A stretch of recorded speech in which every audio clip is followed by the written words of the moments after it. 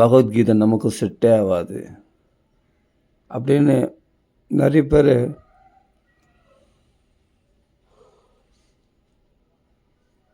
இந்த குழப்பங்களில் போய் மாட்டிக்கிறாங்க. உண்மையிலே குழப்பமே கிடையாது. பகவத்கீதை ரொம்ப சுலபமானது. உண்மையிலே சொல்ல போனால் சுகமானது. பகவத்கீதையில் இருக்கிற வழியை நம்ம கடைப்பிடிச்சோம்னா ரொம்ப ரொம்ப சுகமானது. ஒரு விஷயம், ஒரு உதாரணத்துக்கு ஒரு விஷயம் சொல்கிறேன். நான் கொஞ்சம் பொறுமையாகவே சொல்கிறேன். அதாவது எனக்கு பைக் இருக்குது. அந்த பைக் வந்து பெட்ரோல் பைக். அந்த பெட்ரோல் பைக் வந்து நான் என்னென்னலாம் அவஸ்தைப்பட்டேன் தெரியுமா? அது அடிக்கடி செலவு வச்சுட்டே இருக்கும். இப்போ என்ன ஆச்சு, ஒரு தடவை எங்கள் வீட்டு பக்கத்தில் நிற்க வச்சுக்கிடும் போது ஒரு வண்டிக்காரன் தட்டிட்டு அது ஆக்சிலேட்டர்லாம் போயிடுச்சு. அந்த பிரேக்லாம் உடஞ்சி போச்சு. அந்த பிரேக் கையில் பிடிக்கிற பிரேக்கு, அந்த அந்த ஹேண்டில் அது உடஞ்சி போச்சு. இப்போ அதெல்லாம் போய் நான் மாற்றணும். அப்போ வண்டி தள்ளினே போய் அது, ஏன்னா அது வந்து அந்த ஆக்சிலேட்டர் கொடுக்குற அந்த கைப்பிடி அந்த இது உடஞ்சி போச்சு இல்லையா, அதுவே நான் மாற்றணும் இல்லையா. அப்போ தள்ளிகிட்டே போனேன். போய் கேட்டால் ஒரு மெக்கானிக்கல் போய் கேட்குறேன். இல்லை இப்போ வேலை இருக்குது. அப்புறம் இப்போ முடியாது, இங்கே வண்டிங்கெலாம் நிறைய வேலை இருக்குது அப்படின்னு மெக்கானிக்கை ரொம்ப அனாவசியமாக பேசுகிறான். பஜனை வருது, ஹரே ராம ஹரே கிருஷ்ணா பஜனை வருது. கொஞ்சம் நேரம் அதை கேட்டு நம்ம பேசலாம். ராம ராம ராம ராம ராம ராம ராம ராம ராம ராம ராம ராம ராம பஜனை வருது, ஹரே ராம ஹரே கிருஷ்ணா பஜனை வருது. அதுக்கு நம்ம மரியாதை கொடுக்கணும் இல்லையா. அதை கேட்டு அப்புறமா நம்ம பேசலாம். ராம ராம ராம ராம. ஞாயிற்றுக்கிழமை காலையில் வீதி பஜனை வராங்க. ராம ராம ராம.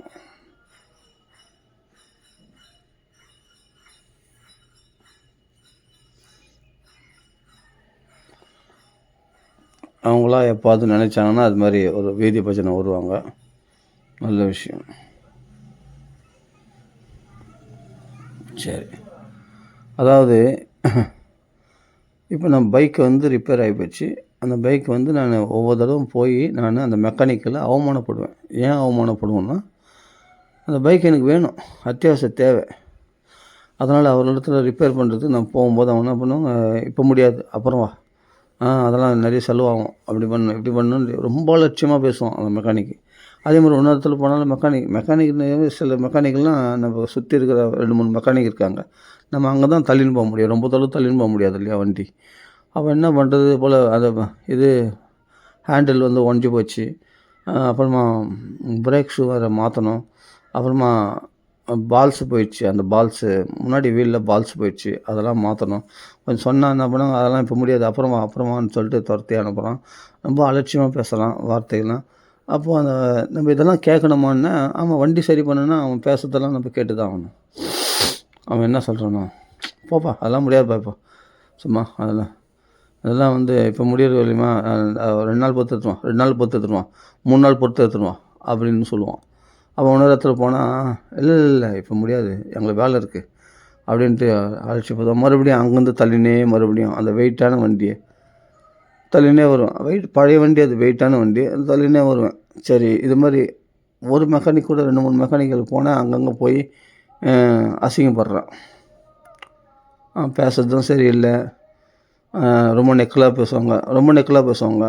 சரி, எதுக்கு 2-3 மெக்கானிக்கலே அப்படி தான், எங்களை சுற்றி இருக்கிற மெக்கானிக் அப்படி தான் இருப்பானுங்க. நான் எத்தனையோ தடவை போய் அவமானப்பட்டிருக்கேன். சரி, அப்படியும் பொறுத்துன்னு நம்ம என்ன பண்ணோம், சரி 2 நாள் பொறுத்து வந்து அதை ரிப்பேர் பண்ணுறதுக்கு வச்சோடனே வச்சுட்டு போ, அப்புறம் பார்க்கலாம், நான் பார்த்து வைக்கிறேன் அப்படின்வான். பார்த்து வைக்கிறேன்னு சொல்லிட்டு அம்மா என்ன பண்ணுவான், பண்ணிக்கிட்டு இது பண்ணி அப்புறமா பைசா அதிகமாக வாங்குவான். அப்புறமா சரி பண்ணி கொடுப்பான். நான் பொருள் வாங்கி கொடுத்தோன்னா சரி பண்ணி கொடுப்பான். இது மாதிரி அது பாட்டு செலவு வச்சுட்டே இருக்குது. நம்ம என்ன பண்ணுறது? சரி, ஓகே, அதெல்லாம் ஏன் பொறுத்துக்கிறோம்? நமக்கு வண்டி தேவை, வண்டி மேலே உள்ள பற்றுதல், ஓகேவா? இப்போ அவன் என்ன சொன்னாலும் நம்ம கேட்டு தான் ஆகணும். மெக்கானிக் என்ன சொல்கிறானோ அதை கேட்டு தான் ஆகணும். அங்கே போய் நம்ம இவ்வளோ செலவாகுமா அப்படின்னா நம்ம அவங்கள வாக்குவாதம்லாம் பண்ணக்கூடாது. பண்ணால் இவ்வளோ தடவை ரிப்பேர் பண்ண மாட்டான். ஏன்னா நம்ம ரெகுலராக போகிற இடம் இல்லையா? அப்போ நம்ம பார்த்து பொறுமையாக தான் அவன் என்ன சொல்கிறான்னா அந்த காசை நம்ம கொடுத்துட்டு தான் வந்தாகணும். அப்போது அவன் அலட்சியப்படுத்தினாலும் திட்டினாலும் அவன் நெக்கில் பேசினாலும் அதெல்லாம் பொறுத்துக்கிட்டு தான் நம்ம வண்டி ரிப்பேர் பண்ணால் போதும். நம்ம காரியம் ஆகணும். நமக்கு என்ன ஆகணும்? காரியம் ஆகணும். நம்ம வண்டி ரிப்பேர் ஆகணும். அதுக்கு நம்ம அவன் சொல்கிறதெல்லாம் எல்லாத்தையும் கேட்டு தான் ஆகணும். அது சரியில்லை, இது சரியில்லை, ஏன் வண்டி ஒழுங்காக தொடச்சி வைக்க மாட்டிங்களா, ஏன் வண்டி இப்படி ஆகுது, அப்படி இது பண்ண முடியும், ஏன் ஃபஸ்ட்டே வந்து மாற்றிடலாம்ல, அதை பண்ணலாம்ல, அதெல்லாம் தெரியாது. இப்போ செலவு அதிகமாகும், அது எனக்கு தெரியாது, இவ்வளோ செலவாகும், முடிஞ்சால் செய்யுங்க அப்படின்வான். நம்ம ஒன்றுமே அவனுக்கு நம்மளுக்கு ஜென்ம விரோதி கிடையாது, ஒரு சண்டையும் கிடையாது, ஒன்றும் கிடையாது. ஆனால் வண்டியை பார்த்து ஏன் அதை தொடச்சி வைக்க மாட்டேங்குது, ஆயில் போட்டு வைக்க மாட்டிங்களா, வண்டி தொடச்சி வைக்க மாட்டிங்களா, அது பண்ண மாட்டிங்களா, இது பண்ண மாட்டேங்க, இல்லாததெல்லாம் பேசுவோம். நம்ம அதெல்லாம் கேட்டுட்டு சரி ஓகே ரிப்பேர் ஆனால் போதும் அப்படின்ட்டு நம்ம காசு கொடுத்துட்டு வந்துன்னே இருக்க வேண்டியது தானே தவிர நம்ம எதுவும் பேசக்கூடாது. எதனா பேசணும்னா கோவப்பட்டு வண்டி ரிப்பேர் பண்ண முடியாது, நீங்கள் இறங்கினா எடுத்துப்போ, என்னால் முடியாது அப்படின்ட்டுவோம். நம்ம அதனால் பொறுத்துக்கிட்டு அதெல்லாம் வந்து கேட்டுட்டு அந்த சுப்பரபாதெல்லாம் கேட்டுக்கிட்டு அப்புறமா தான் நம்ம என்னமோ அவன் கையில் நம்ம அடிமை மாதிரி அவன் பேசுறதெல்லாம் கேட்டுட்டு நம்ம வண்டி ரிப்பேர் பண்ணி எடுத்துன்னு வரணும். அப்படிலாம் பேசுறதெல்லாம் கேட்டு தான் எத்தனையோ தடவை ரிப்பேர் பண்ணி கொண்டு வந்திருக்கேன் என் வண்டியை. அப்போ நான் ஒரு நாள் பார்த்தேன், சரி இந்த வண்டி நம்ம டிபெண்ட் பண்ணியிருந்தனால எந்த ரிப்பேர் போனாலும் இது போல் எதனான்னு சொல்கிறான், இன்னொரு இடத்துல போனாலும் அவனும் அப்படி பேசுகிறான், இன்னொருத்தர் போனால் அதை விட மேலே அதிகமாக பேசுகிறான், ரொம்ப டிமாண்ட் பண்ணுறான், எனக்கு வண்டிங்க இருக்குது இப்போ முடியாது, அப்புறம் அலைய விட்றான். சரி ஓகே, அப்படி அலைய விட்றானுங்க, என்ன பண்ணுறது, நம்ம தலையெழுத்து அந்த வண்டி மேலே பட்டுதல், அந்த வண்டியால் நம்மளுக்கு ஆக வேண்டியது இருக்குது, எங்கேயாவது போனோம் வரணும் அப்படின்னு. அப்போது இவ்வளோ சிரமங்கள் பட்டு நம்ம பணத்தையும் நம்ம செலவு பண்ணி அவனுக்கு சொல்கிற காசை நம்ம கொடுத்துட்டு அவனுக்குள்ள திட்டு வாங்கிக்கிட்டு அப்புறம் என்ன ஆச்சு, யோசித்தேன், இது ஏன் நம்ம இது மாதிரி இந்த வண்டி இல்லாமல் நம்மளால் இருக்க முடியாதா, இந்த டூ வீலர் இல்லாமல் இருக்க முடியாதா யோசித்தேன். அப்புறம் பார்த்தா அந்த சமயத்தில் ஒரு பேட்ரி வண்டி வந்தது. இது பெட்ரோல் வண்டி, இப்போ நான் வச்சுருந்தது பழைய வண்டி பெட்ரோல் வண்டி, சும்மா நடந்த விஷயம் சொல்கிறேன். பேட்ரி வண்டி வந்துச்சு. பேட்ரி வண்டி வந்தோடனே பேட்ரி வண்டி வாங்கிட்டேன். விலை கம்மி தான், விலை கம்மியில் பேட்ரி வண்டி வாங்கிட்டேன். நல்லா எப்படியும் அதிகமாக கிலோமீட்டர் கொடுக்குது, சார்ஜும் பார்த்தா கொஞ்ச நேரத்தில் சார்ஜ் ஏறிடுது, உடனே எடுத்து சுற்றலாம் நல்லா. அப்புறம் உடனே பார்த்தா பேட்ரி பைக் வச்சு அதுதான் அழகாக நல்லா சுற்றுறேன், நைஸாக நல்லா ஹார்ன்லாம் போட்டு நல்லா அந்த லைட்லாம் செட் பண்ணி அழகாக இருக்குது, சூப்பராக நல்லா இருக்குது. அதுதான் இப்போ அவன் எதிரவே என்ன பண்ணுறேன், ஹார்ன் வச்சுனே போகிறேன். வண்டியை யார் மெக்கானிக் ஆன்னு பார்க்குறேன். வண்டியை 2 நாளில் வண்டியை தந்து விட்றேன்னு சொன்னானே, ஏன் உள்ள எனக்கு அந்த வண்டியே வேணாம், போனால் போயும்போது போ. என்னது டிவிஎஸ் ஸ்டாரு, நான் வச்சுருந்தது டிவிஎஸ் ஸ்டார். அதுதான் அந்த வண்டியை தூக்கி ஓரம் கட்டினேன். நான் ஏன் அடிக்கடி அசிங்கம் பண்ணணும், ஒவ்வொரு தடவை அது ரிப்பேர் ஆகினே இருக்குது, நிறைய செலவு வச்சுனே இருக்குது. அந்த ஒவ்வொரு தடவை பிரேக் சரியில்லை, பிரேக் ஷூ சரியில்லை. ஒரு நாள் பார்த்தா அந்த அது என்ன அந்த சைலன்சர் ஓட்ட விழுந்துருச்சு. அதை சரி பண்ணுறதுக்கு அங்கே போ இங்கே போன்னு சொல்லிட்டு வெல்டிங் வைக்கணும். எல்லாம் எதுக்கு, போர் சரியில்லை, அது ரிப்பேர் பண்ணுறதுக்கு ஒரு தடவை போகிறேன். என்னென்னலாம் எவ்வளோ ஸ்லட்ச் பிளேட்டு சரியில்லை, அது இதுன்ட்டு ஒன்றுத்துக்கும் எவ்வளோ செலவு வச்சுன்னு இருக்குது அது பாட்டுக்கு. எப்படியும் நம்ம மாதம் 2000 3000 செலவு வச்சுட்டு டிவிஎஸ் ஸ்டார் வண்டி. அப்புறமா வந்து நம்ம பெட்ரோலுக்கும் 200 300 500 செலவு பண்ணுறோம். அவ்வளோ செலவு பண்ணிக்கிட்டு அந்த வண்டியை வந்து அடிக்கடி ரிப்பேர் பண்ணி இருக்கிறோம். ஆனாலும் பார்த்தா அவங்களுக்கு போய் அவமானப்படுறோம். இதெல்லாம் தேவையா அப்படின்னு நினச்சி அப்புறம் பார்த்தா டக்குன்னு பேட்ரி வண்டி வந்துச்சு. பேட்ரி வண்டி வந்தோடனே பேட்ரி வண்டி வாங்கிட்டோடனே லோக்கலில் அப்படியே சுற்றினா நல்லா நைஸாக இருக்குது, சூப்பர் நைஸாக இருக்குது, பொல்யூஷன் இல்லை, சத்தம் இல்லை, கீர்லாம் கிடையாது, அப்படியே முறுக்குனா போயினே இருக்கும். இப்போ அந்த வண்டி வாங்கினோடனே இந்த வண்டி ஓரம் கட்டி வச்சேன். அப்புறமா இப்போ அந்த மெக்கானிக்கெல்லாம் நான் போகிறதில்ல. 2-3 மெக்கானிக் இருக்கான்னு சொன்னேன் இல்லையா, அங்கெல்லாம் போகிறதே கிடையாது. அப்போ அவங்களாம் என்ன ஆன்னு பார்க்குறான், இந்த பேட்ரி வண்டி வாங்கினோடனே என்ன ஆன்னு பார்க்குறான், பொறாமையில் பொங்குறானுங்க அவங்க. எதுக்கு சொல்ல வரேன்னா, இது வந்து இந்த சாதாரண பைக் விஷயம்னு நினைக்காதீங்க, புரிஞ்சுக்கிங்க. அந்த ஒரு இவ்வளோ சிரமங்கள் இருக்கக்கூடிய ஒரு விஷயத்த நம்ம சமாளிச்சுக்கிட்டு செய்கிறோம் இல்லையா? அந்த டிவிஎஸ் ஸ்டார் அந்த வண்டி மேலே உள்ள பற்றுதல், அந்த வண்டினால் நமக்கு ஆக வேண்டியது இருக்குது அப்படின்றதுனால போய் மாட்டிக்கிறோம் இல்லையா?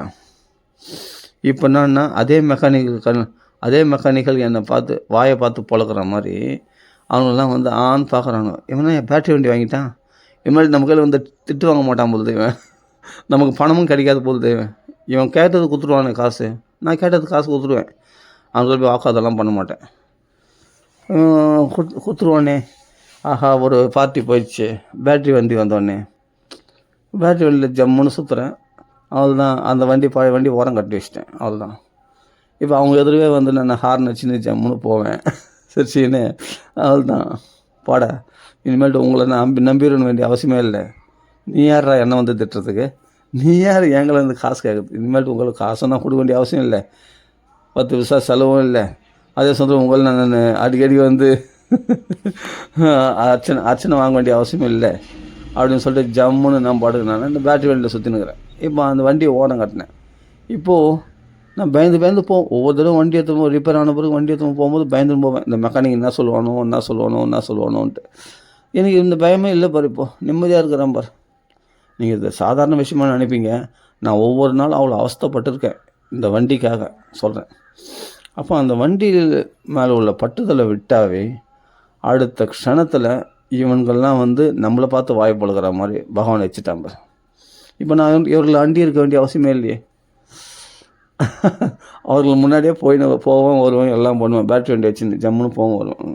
கேட்பானுங்க, இல்லை கேட்க மாட்டாங்க. எவ்வளோ கிலோமீட்டர் கொடுக்குது அவ்வளோ கொடுக்குது, நான் பாட்டு சொல்லிட்டு போயினே இருப்பேன். அவ்வளோதான். நான் இனிமேட்டு அவங்கள அண்டி இருக்கணும்னு அவசியம் இல்லையே. இப்போ எங்களை வந்து நல்லா பேசுகிறானுங்க அந்த மெக்கானிக்கு. என்னப்பா வண்டி நான் ரிப்பேர் பண்ணுறேன்னு சொன்னேன், என்னாச்சு எடுத்து வந்து விட்றேன்னு சொன்னேன், விடல. நான் ஏன் ஒன்றும் தேவையில்லை, எனக்கு வண்டி தேவையில்லை, பழைய வண்டி தேவையில்லை, அவ்வளோதான், அது ஓரம் கட்டி வச்சாச்சு அப்படின்ட்டு நான் பாட்டு ஜம்முன்னு வரேன். எதுக்காக சொல்கிறேன்னா, எப்போ ஒரு பொருள் மேலே நீங்கள் டிபெண்ட் பண்ணியிருக்கிறீங்களோ அது டிமாண்ட் பண்ணுவாங்க. அவன் என்ன பண்ணுவான், நம்மளை இஷ்டப்படி ஆட்டி படைப்பார்கள். இது ஒரு பெண் ஆசையாக இருந்தாலும் சரி, ஒரு மண் ஆசையாக இருந்தாலும் சரி. இப்போ நான் சொன்னது இது ஒரு உதாரணம். இந்த வண்டி மேலே உள்ள ஆசை, இந்த வண்டினால் ஆக வேண்டியது இருக்குன்றதுனால பட்ட அவமானம் சொல்கிறேன். இது எல்லா விஷயத்துக்கும் நாம் பொருந்தோம். இப்போ இதில் பற்றுதலை விட்டுட்டு இருந்தேன்னா எனக்கு யாருக்கெல்லாம் அவமானம் பண்ண போனால் போகும்போது ஏன் இவங்கெல்லாம் போய் திட்டு வாங்கணும்? பஸ்ஸில் போ, இல்லாட்டி ஆட்டோவில் போ, இல்லை நடந்து போ. ரொம்ப கிட்ட இருக்குன்னா நடந்து போ, உடம்புக்கு ஸ்ட்ரென்த்து, வாக்கிங் போன மாதிரி ஆகிடும். அவ்வளோதான். சைக்கிளில் போகலாம். அது இல்லைன்னா நம்மளுக்கு எவ்வளோ மாற்று விஷயங்கள் இருக்குது, ஆல்டர்னேட் இருக்குது. அந்த வண்டி கட்டி நீ இவ்வளோ செலவு வைக்குது, பணமும் செலவு பண்ணுறேன், அது பெட்ரோலும் செலவு பண்ணுறேன், இவ்வளோ நம்மளுக்கு ரொம்ப பச்சா வைக்குது. இப்போ நிம்மதியாக இருக்குது பாருங்கள். இது மாதிரி ஒவ்வொரு விஷயத்துலையும் அந்த வண்டி மேலே உள்ள பட்டுதலை விட்ட பிறகு அது எனக்கு பேட்டரி வண்டி கிடச்சிடுச்சு. அவ்வளோதான், ஜம்முன்னு சுற்றுறேன், இது பண்ணுறேன், ஒன்றுமே கவலையே இல்லை. நான் ரொம்ப தொழிலாம் போக மாட்டேன், லோக்கலில் தான் சுற்றணும், அது போதும் எனக்கு. எதுக்கு சொல்ல வருன்னா, இது வந்து ஒவ்வொரு மனுஷனும் யோசிக்கணும். அப்போ பகவத்கீதையில் சொல்லக்கூடிய அந்த பற்றற்ற நிலை இப்போ புரியுதுங்களா, எவ்வளோ சுகத்தை கொடுக்குதுன்னு? இப்போ இந்த டிவி ஸ்டார் ஓரம் கட்டிட்டேன், அது போனால் போயும்போது அவ்வளோதான். அது ரிப்பேர் பண்ணுன்னா அது பாட்டுக்கு எவ்வளோ தான் செலவு வைக்கும். அது வண்டி வாங்கின விலையை விட பல மடங்கு அதிகமாக நான் செலவு பண்ணியிருப்பேன். வண்டி வாங்குறது 44,000 தான். நான் ரொம்ப நாள் முன்னாடி 20 வருஷத்துக்கு முன்னாடி வாங்குனது வண்டி வாங்குறது 44,000 தான். ஆனால் அது செலவு பார்த்தா லட்சங்களில் செலவு பண்ணியிருப்பேன். அப்படி எதனா ஒரு செலவு வச்சுன்னே இருக்கும். அது இன்ஜின் ஆயில் மாற்றுறது, பெட்ரோல் செலவு எல்லாமே பார்த்தா செலவு எங்கேயோ போயிருக்கும். எதுக்கு சொல்ல வரேன்னா இதுதான். அது மாதிரி ஒரு பெண் ஆசை, ஒரு பணத்து ஆசை, ஒரு நிலத்தினுடைய ஆசை, சொத்து மேலே உள்ள ஆசை, இவைகள்லாம் நீ டிபெண்ட் பண்ணியிருக்கிற வரைக்கும் உன்னை போட்டு படாத பாடுபடுத்தும், உன்னை அவமானப்படுத்துவாங்க, உன்னை அடிமைப்படுத்துவாங்க. அவர்கள் சொல்லக்கூடிய அர்ச்சனைகள்லாம் நீ வாங்கிக்கணும். எல்லாமே இதெல்லாம் தேவையா? அந்த பொருள் மேலே உள்ள பட்டுதலை விட்டுட்டேன்னா நான் சுதந்திரமாகிடுவேன். அதுக்கு பிறகு அந்த பட்டுதல் உள்ளவரில் நான் அவர்கள் கண்ணில் விரல விட்டு ஆட்டுவேன். இப்போது ஒன்றும் இல்லை, எங்கள் வீட்டில் வந்து என் அண்ணன் தம்பி இருக்காங்க, என் தம்பி தங்கச்சி இருக்காங்க. அவ்வளோ சொத்து மேலே உள்ள பட்டுதல்னால என்னை வந்து கையெழுத்து போட சொல்கிறாங்க. நான் வந்து என்னென்னா எனக்கு இவ்வளோ கரெக்டான நியாயமாக பாகம் பிரித்து கொடுக்கணும்னு சொல்கிறேன். அது அவங்க ஒத்துக்க மாட்டுறாங்க. முதல் கையெழுத்து போட்டு அப்புறம் பாகம் பிரிச்சுக்கலான்றாங்க. இது எந்த விதத்தில் நியாயம்? இவர்கள் ஏமாற்றுக்காரர்கள் என்று ஏற்கனவே சில விஷயங்களில் ஏமாந்துருக்கேன். என் தம்பி தங்க இருக்கிற விதத்தில் நான் சில விஷயங்கள் ஏமாந்துக்கிறேன், சொத்து விஷயத்தில் ஏமாந்துருக்கேன். அது மாதிரி இப்போது இன்னொரு விஷயம், இன்னொரு கொஞ்சம் சொத்து இருக்குது, இன்னும் கொஞ்சம் ஏற்கனவே கொஞ்சம் பிரித்தும் அதிலேயே ஏமாற்றிட்டாங்க. இன்னும் ஏமாற்ற பார்க்குறாங்க, நல்லா தெரியுது, கண்ணு கூட தெரியுது. அப்போது இவங்க என்ன பண்ணால் கையெழுத்து போட்டுரு அப்படின்றாங்க தம்பி தங்கச்சிலாம். நான் எப்படி கையெழுத்து போடுவேன்? இவங்க தான் ஏமாற்றுக்காரர்களாச்சு. நான் சொன்னேன் சமமாக பாகம் பிரிச்சுடு. நான் வந்து என்னென்னா எனக்கு செவுரு நான் அடைச்சிக்கிறேன், என் பக்கம் எங்கள் பாகத்துக்கு நான் செவுரு வந்து வேலி, அதாவது காம்பவுண்ட் செவுரு நான் அடைச்சிக்கிறேன். அப்புறமா வந்து நான் கையெழுத்து போடுறேன். வந்து ஃபஸ்ட்டு நான் ஏன்னா உன்னை நம்ப முடியாது. அப்புறமா நீ இடம் என்ன சொல்லுவேன், இதெல்லாம் என்னுடைய எனக்கு இதெல்லாம் வேணும்னு கேட்பேன். நான் என்ன பண்ண முடியும்? எனக்கு நியாயமாக கிடைக்காது அப்படின்னு சொல்லிட்டு நான் கேட்குறேன். அது ஒத்துக்க மாட்டுறாங்க. நான் நியாயமாக தான் கேட்குறேன், பத்திரம் பண்ணிக்கலான்றேன். பத்திரம் பண்ணிக்கோ அப்படின்னு சொன்னால் ஒத்துக்க மாட்டாங்க. இப்போ ஒரு விஷயத்த சொல்கிறேன். அப்போ இவங்க என்னன்னா இல்லைன்னா நான் அந்த இப்போ வேறு ஒரு பணம் வர வேண்டியது இருக்குது, அதுக்காக கையெழுத்து போடுறாங்க. நான் கையெழுத்து போட மாட்டேன். அந்த பணம் எனக்கு வரலனோட பரவாயில்ல அப்படின்னு நான் பாட்டு ஃப்ரீயாகிறேன். எப்போ இந்த பட்டுதலை விட்டணும், பணம் வரலன்னா பரவாயில்ல அப்படின்ட்டு தம்பி தங்கச்சிலாம். அப்போ நாங்கள் போய் கையெழுத்து போடுவோம். நான் கையெழுத்து போடாமல் அவங்க 3 பேர் கையெழுத்து போட்டால் வராது அந்த பணம். பரந்தூர் விமான நிலையத்துக்கு எங்களுக்கு கிராமத்தில் சொத்து இருக்குது 4.5 ஏக்கர். அந்த 4.5 ஏக்கரில் வந்து அவங்க கையெழுத்து போட சொல்கிறாங்க. நான் என்ன சொன்னேன், இப்போ வீடு நலபலன்கள்லாம் இங்கே சென்னையில் இருக்குது. நான் காஞ்சிபுரத்தில் இருக்கக்கூடிய ஒரு கிராமம், நெல்வாயின்ற கிராமத்தில் நிலங்கள் இருக்குது 4.5 ஏக்கர். அந்த நிலம் வந்து என்னென்னா அது எங்களுக்கு வர வேண்டியது. இப்போ பரந்தூர் விமான நிலையத்துக்கு அந்த நில எடுப்பு சட்டத்தின்படி நிலத்தை எடுக்கிறாங்க. அப்போ 4 பேருக்கு பாகம் வரணும். அதில் வந்து கையெழுத்து போடுன்னு சொல்கிறான் என் தம்பி. ஆனால் நான் என்ன சொல்கிறேன், வீட்டு நிலப்புலன்கள்லாம் இருக்குது இல்லையா, அதை பாகம் பிரிக்கல இல்லையா, இது நம்ம பாகம் பிரிச்சுப்போம். பாகம் பிரித்து அவங்கவுங்க பத்திரம் பண்ணிக்கலாம். பத்திரம் பண்ணிக்கிட்டு அப்புறமா காம்பவுண்ட் சுவர் நான் எழுப்பிடுறேன். எனக்கு செட்டில்மெண்ட் எனக்கு என் பாகத்தை நான் தனியாக எடுத்துக்கிறேன். அது மாதிரி உங்கள் பாகத்தை நீங்கள் தனியாக எடுத்துங்க. அது பத்திரம் பண்ணிக்கணும். ஃபஸ்ட்டு இதை முடிச்சிடலாம். அப்புறம் நான் வந்து அந்த பரந்தூர் விமான நிலையம் பாகத்தில் நான் வந்து கையெழுத்து போடுறேன்னு சொன்னேன். இதை ஒத்துக்க மாட்டேன்றான் என் தம்பி.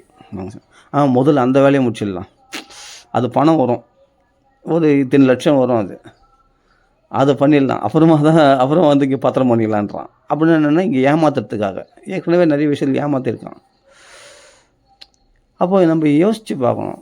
இது வந்து என்னென்னா, இப்போ நான் பரந்தூர் மாநிலத்தில் லட்சக்கணக்காக பணம் வருதுன்னு சொல்லிட்டு நான் ஆசைப்பட்டு போய் கையெழுத்து போட்டேன்னா நாளைக்கு இதை பத்திரம் பண்ணுவானா? பத்திரம் பண்ண மாட்டான்.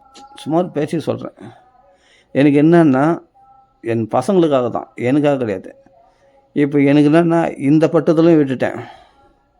என் பத்திரம் பண்ணுவான்ட்டு நான் எதிர்பார்த்துட்டு இருந்தேன்னா அவன் மேலே வெறியாக சண்டை போடுவேன்.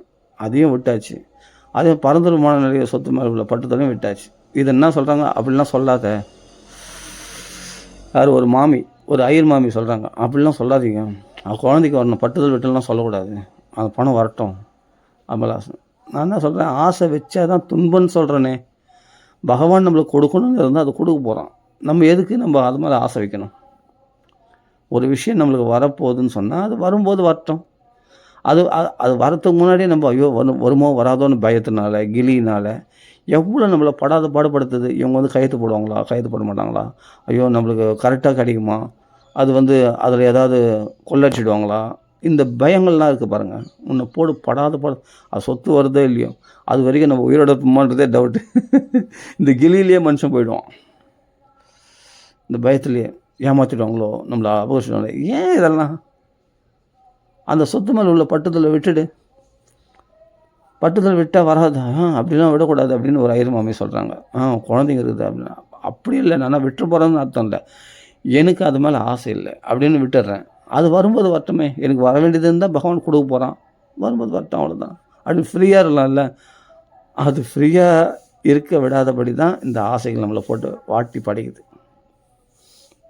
இப்போ என் தம்பி வந்து ஆசைப்பட்றான், அவளை வந்து கத்துறான், ஒரே சண்டை போடுறான். அவனுக்கு ஆசை இருக்குது, சண்டை போடுறான். நான் ஏன் சண்டை போடணும்? எனக்கு ஆசை இல்லை, நான் சண்டை போடல.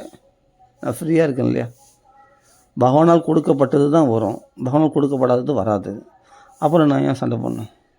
நான் என்ன சொன்னேன், இங்கே பத்திரம் பண்ணிக்கலாம். 4 பேர் 4 பாகம், 2 ஒரு தம்பி 2 தங்கச்சி, நாம் பாகம் பிரிச்சுக்கலாம், பத்திரம் பண்ணிக்கலாம். அவங்கவுங்களது அவங்கவுங்க எடுத்துக்கலாம். அதான் நியாயமாக கேட்குறேன். அது ஒத்துக்க மாட்டேன்றான். சரி போ, ஒத்துக்காட்டி போ, நான் சைன் போட மாட்டேன். வந்து பரந்தூர் விமான நிலையம் சொத்தில் நான் சைன் போட மாட்டேன். ஃப்ரீயாக விட்டேன், அவ்வளோதான். இப்போ என்னென்னா, இது வந்தாலும் வருது, வராட்டி போகுது. அதே சமயம் பரந்தூர் விமான நிலையம் சொல் வந்தாலும் வருது, வராட்டி ஃப்ரீயாக. இப்போ நிம்மதியாக இருக்குது மனசு, சந்தோஷமாக இருக்கிறேன், ஹாப்பியாக பாகவதம் படிக்கிறேன், ஹாப்பியாக ராமன் நாமம் சொல்கிறேன், எல்லாம் ராமநாமத்தும். அப்போ பகவத்கீதையில் சொல்லக்கூடிய அந்த பற்றற்ற நிலை என்னை எவ்வளோ ரிலீஃப் கொடுக்குது, எனக்கு எவ்வளோ ரிலாக்ஸேஷன் கொடுக்குது, எனக்கு எவ்வளோ நிம்மதி கொடுக்குது, யோசிச்சு பாருங்கள். பகவத் பக்தியில் நான் ஃப்ரீயாக சந்தோஷமாக நான் பக்தி பண்ணுறேன். இல்லைன்னா பகவான் இருக்கான், கண் இருக்கா, மூக்கு இருக்கா, எனக்கு என் சொத்துலாம் அப்படியே அங்கே கிடக்குது, என் சொத்து வந்து சரியான பாகம் எனக்கு வரமாட்டேந்தே, என்னை ஏமாத்துறாங்களே, பகவான் கண்ணுக்கும் பாதம் தானே இருக்காங்க, அவங்களுக்கு அவங்க கை கால் முறிக்கலையே, இப்படி நம்மளை ஏமாத்துறாங்களே, அவங்களுக்கு தண்டனை கொடுக்கலையே, அப்படி இப்படின்னு நான் புலம்பி நின்றேன்னா நான் உண்மையான பக்தனே கிடையாது. என் பகவான் அந்த கஷ்டத்துக்கு நடுவுலையும் சமயோசித புத்தி கொடுத்து, முதல்ல இந்த வேலையை பார்த்து சொல்லு, முதல்ல இதை பத்திரம் பண்ணிக்க சொல்லு, அப்புறமா அங்கே போய் கையெழுத்து போடு அப்படின்ற இந்த சமயோசித புத்தி கொடுத்ததும் பகவான் தான். அதே சமயத்தில் அதில் அந்த அந்த இந்த பத்திரம் பண்ணிக்கிட்டாலும் இந்த சொத்து நம்மளது இல்லை, குழந்தைகளுக்கு அவள் தான், நம்மளது இல்லை அப்படின்னு பற்றற்ற நிலையில் இரு அப்படின்னு சொல்லக்கூடிய புத்தியை கொடுக்குறதும் பகவான் தான். இப்போ என்னை ரிலாக்ஸாக வச்சுருக்கிறதும் பகவான் தான். அப்போது நமக்கு என்ன விதிக்கப்பட்டதோ அதில் பட்டுட்டு இருந்தாவே போதும். நம்ம உலகத்தில் பட்டுட்டு இருந்தால் அவன் மற்ற வெளி விஷயத்தில் நமக்கு தேவையில்லாத விஷயம். நமக்கு என்ன உடன்பாடாக இருக்குதோ, சொத்துக்கள் இருக்குதோ, நம்ம எது நம்மளை போட்டு வாட்டி எடுக்குதோ அந்த விஷயங்களில் பட்டுதல் விட்டால் போதும், நிம்மதியாக இருக்கலாம். இப்போது எனக்கு இந்த பிக்கல் பிடுங்கள்லாம் இல்லை. இப்போது ஆமாம், சொத்து போனால் போயும்போது பகவானுடைய பக்தன், இனிமேல் பகவான் என்னை கண்காணிக்கிறான், நான் ராமநாமம் சொல்கிறேன், பாகவதம் படிக்கிறேன், பகவான் என்னை கண்காணிக்கிறான். அப்படி இருக்கும்போது நான் ஏன் என்னை பற்றி கவலைப்படணும்? என்னை பற்றி கவலைப்பட தான் ஒரு ஆள் இருக்கானே, என்னை பற்றி கவலைப்பட பகவான் இருக்கானே. பகவான் இல்லாதவர்கள் வேறு விஷயம், நான் அனாதை இல்லையே, நான் நாதன் உடையவனாச்சே. அப்போ என்னை பற்றி கவலைப்படுறதுக்கு பகவான் இருக்கானே. என்னை விட பகவானுக்கு என்ன நல்லா தெரியும், அவன் சர்வக்தியனாச்சே. நான் என்ன அவ்வளோ பெரிய புத்திசாலி, எனக்கு எல்லாம் தெரியும்ன்ட்டு நான் போய் அவங்கள சண்டை போடுறதும் இது பண்ணுறதும் கோர்ட்டு கேஸும் அலையிறது எனக்கு தேவையில்லையே. அதெல்லாம் அவங்க பண்ணிட்டோம். எனக்கு பெரிய கோர்ட் இருக்குது, பகவானுடைய கோர்ட். எனக்கு பகவான் இருக்கும், அவ்வளோதான். நிம்மதியாக எத் கரோஷி எதஸ்னாசி எத் ஜுஹோஷி ததாசி எத் தபஸ்யசி கௌந்தையா தத்குருஷ்வ மதர்ப்பணம், பகவதர்ப்பணம் பண்ணியாச்சு. ஃப்ரீயாக இருக்கணும், ரிலாக்ஸாக. அவன் பார்த்துக்கிறான். அவன் நம்மளை ஏமாற்றிடுவானா? பகவான் நம்மளை கைவிட்டுருவானா? அவ்வளோதான் உன் நம்பிக்கையா? அவ்வளோதான் உன் விசுவாசமா? அப்புறம் ஜாலியாக இருக்கணும், சந்தோஷமாக இருக்கணும். இதுதான் பற்றற்ற நிலை. ஒரு பட்டுதலை விடும்போது, இப்போ நிலபலங்கள்லையோ இந்த வீடு சொத்து சுகம், அப்போ அந்த பரந்த விமான நிலையத்தில் வரக்கூடிய நிலஎடுப்பு, அதெல்லாம் நீ அந்த பட்டுதலை விட்ட போது எவ்வளோ ரிலீஃபாக அவர் யோசிச்சுப்பார். இதெல்லாம் இருக்குது, ஐயோ இது வருமோ வராதோ, ஐயோ ஏமாற்றிடுவாங்களோ, ஐயோ அவங்க வர லஞ்சம் கொடுக்கணுமோ, அங்கே கொடுக்கணுமோ, இது ஆகணுமோ அது ஆகுமோ, எத்தனை லட்சம் வருமோ தெரியல, எத்தனை லட்சம், இதெல்லாம் எதுக்கு? அது என்ன வருமோ அதான் வரப்போகுது. எதுக்கு இதெல்லாம் போட்டு மண்டையை போட்டு குழப்பின்னு?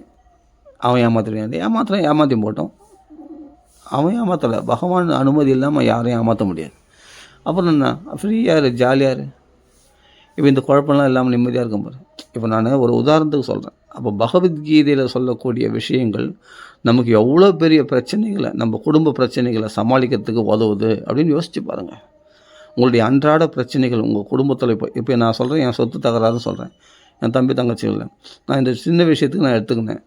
நான் அது பகவத்கீதை நம்ம வாழ்க்கையில் இணையணும், இணைஞ்சா தான் நமக்கு சுகம் கிடைக்கும். பகவான் சொல்கிறான், மதம், என்னுடைய மதத்தை ஆசிரித்தவர்களுக்கு இகலோகத்துலேயும் சௌக்கியம், பரலோக சௌக்கியமும் கிடைக்கும். இந்த உலகத்திலேயே பரலோக சௌக்கியம், இந்த உலகத்திலேயே இகலோக சௌக்கியமும் கிடைக்கும். அவர்கள் தான் சுகமாக ஜீவிப்பார்கள். என்னுடைய பேச்சை கேட்காதவர்கள் அழிவார்கள், அவர்கள் நொந்து நூலாவார்கள் அப்படின்னே பகவான் போட்டிருக்காங்க. அவர்கள் இந்த உலகத்துலேயும் சந்தேகம் கிடையாது, இந்த உலகத்துலேயும் அவளுக்கு சுகம் கிடையாது, பரலோக சௌக்கியமும் அவளுக்கு கிடைக்காது. சந்தேகப்படுகிறவர்கள், என்னுடைய பேச்சை கேட்காதவர்கள் அப்படின்ட்டு பகவத்கீதையில் பகவான் சொல்கிறான். என் பேச்சை கேட்குறவன் நல்லா இருப்பாங்க, என் பேச்சு கேட்காதவன் கெட்டு போவாங்க அப்படின்னு அப்படியே சொல்கிறான் பகவான் கீதையில். நான் காட்ட முடியும், அது கர்ம யோகத்தில் ஏதோ ஒன்று சொல்கிறான். அப்போ அவன் என்னுடைய மதம் இது, அதை அனுஷ்டானம் பண்ணு. நான் சொல்கிறது புரியுன்னு நினைக்கிறேன் நிறைய பேருக்கு. ஒரு விஷயத்தை நீ டிபெண்ட் பண்ணியிருக்க வரைக்கும் அது உன்னை படாத பாடுபடுத்தும். இப்போ நான் ஒரு பெண்ணை டிபெண்ட் பண்ணியிருக்கேன், அழகான பெண், அது மனைவியாக இருக்கட்டும், நம்ம அவங்களுக்கு தான் நம்பியிருக்கிறோம். அவங்க இல்லைன்னா எதுவுமே இல்லை, அது இல்லை இது இல்லை, ஃப்ரீயாக விட்டுருங்க. உனக்கு நிறைய மிச்சம். யாரையும் டிபெண்ட் பண்ணிடணும். நம்மளை தேடி வந்தால் ஏற்றுக்கோ, இல்லைன்னா விட்டுரு, ஃப்ரீயாக விடு அப்படின்னு இருந்துட்டோம்னாவே நம்ம நிம்மதியாக இருக்கலாம். தேவையில்லாத கிளி ஆகிறது இதெல்லாம் ரொம்ப நாளைக்கு அப்புறம் வந்த பக்குவம் இது. எனக்கே ரொம்ப நாளைக்கு அப்புறம் வந்த பக்குவம். இதுக்கு முன்னாடிலாம் அஜ்ஞானத்தில் இருக்கும்போது அஜ்ஞானம் உன்னை அழகழிக்கும், படாத பாடுபடுத்தி விடும், நிம்மதி இல்லாமல் பண்ணிவிடும், நம்ம ஆயுசை குறைச்சிடும். அஜ்ஞானம் நோய்களை வர வைக்கும், அஜ்ஞானம் மனதை பலவீனப்படுத்தும், அஜ்ஞானம் உடலை பலவீனப்படுத்தும், அஜ்ஞானம் நம்மை அவமானப்படுத்தும், அஜ்ஞானம் நம்ம பிறரை அண்டி இருக்கும்படி செய்திடும், அஜ்ஞானம் நம்ம ஆயுசை குறைச்சிடும். ஜாக்கிரதைங்க. அஜ்ஞானம் தான் எந்த தவிர நீ கொலை செய்கிறான், திருடுறான், இவன் தான் பெரிய குற்றவாளின்னு சொல்கிறான். இவனை விட பெரிய குற்றவாளி யாருன்னா அஜ்ஞானியாக இருக்கிறவன் தான் பெரிய குற்றவாளி. ஞானியாக இருக்கிறவன் தான் உண்மையான தர்மாத்மா. அஜ்ஞானி தான் பெரிய அதர்மாத்மாவே. யாருன்னா அஜ்ஞானி தான். அஜ்ஞானத்தில் தான் இருக்கக்கூடாதே ஃபஸ்ட்டு.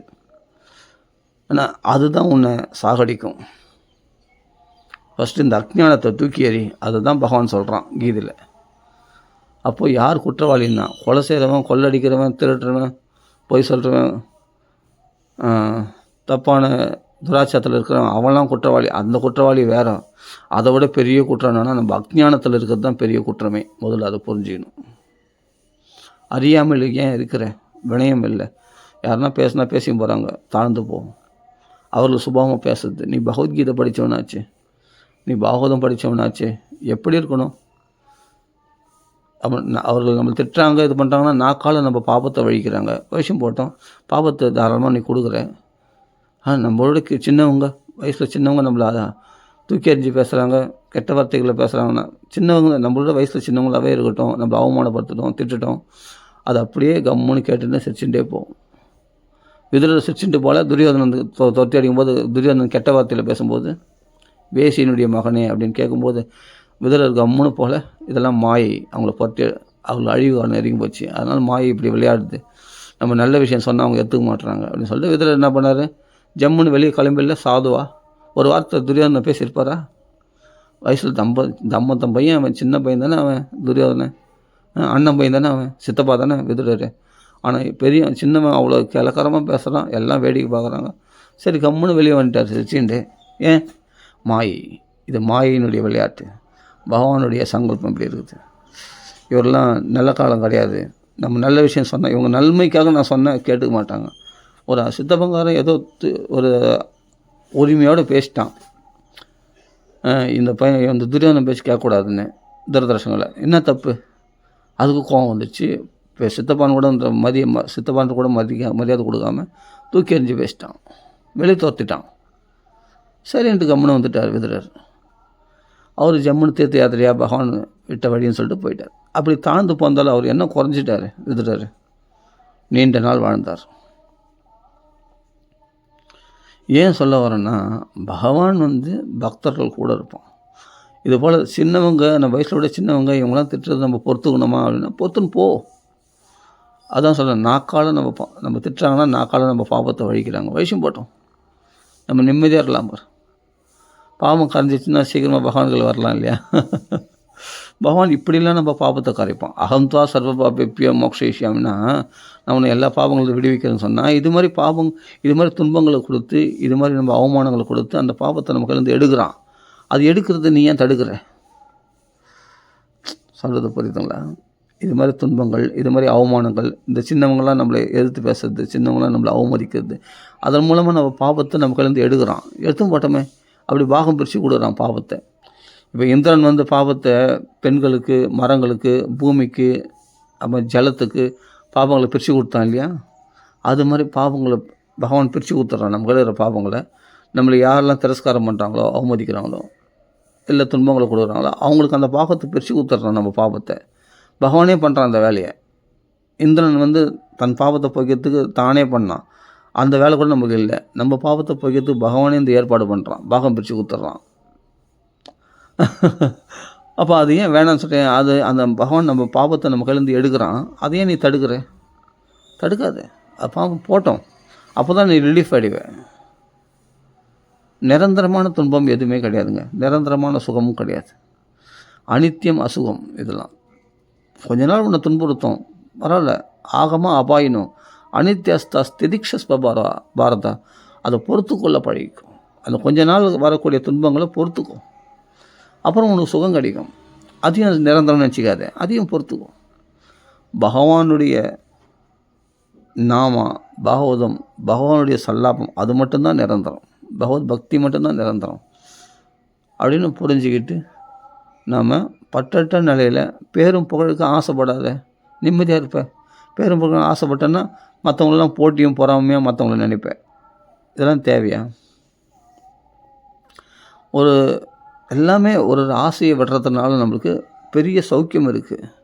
ஒரு விஷயத்தில் தாழ்ந்து போகும்போது ஒரு விஷயத்துக்கு பெரிய ரிலீஃப் கிடைக்குது உனக்கு. நீ வாக்குவாதம் பண்ணியிருந்தனா அது பெரிய சண்டையாக இருக்கும். நீ தாழ்ந்து போந்தாலும் இப்போ என்ன பெரிய விடுதலை கிடைச்சிது உனக்கு.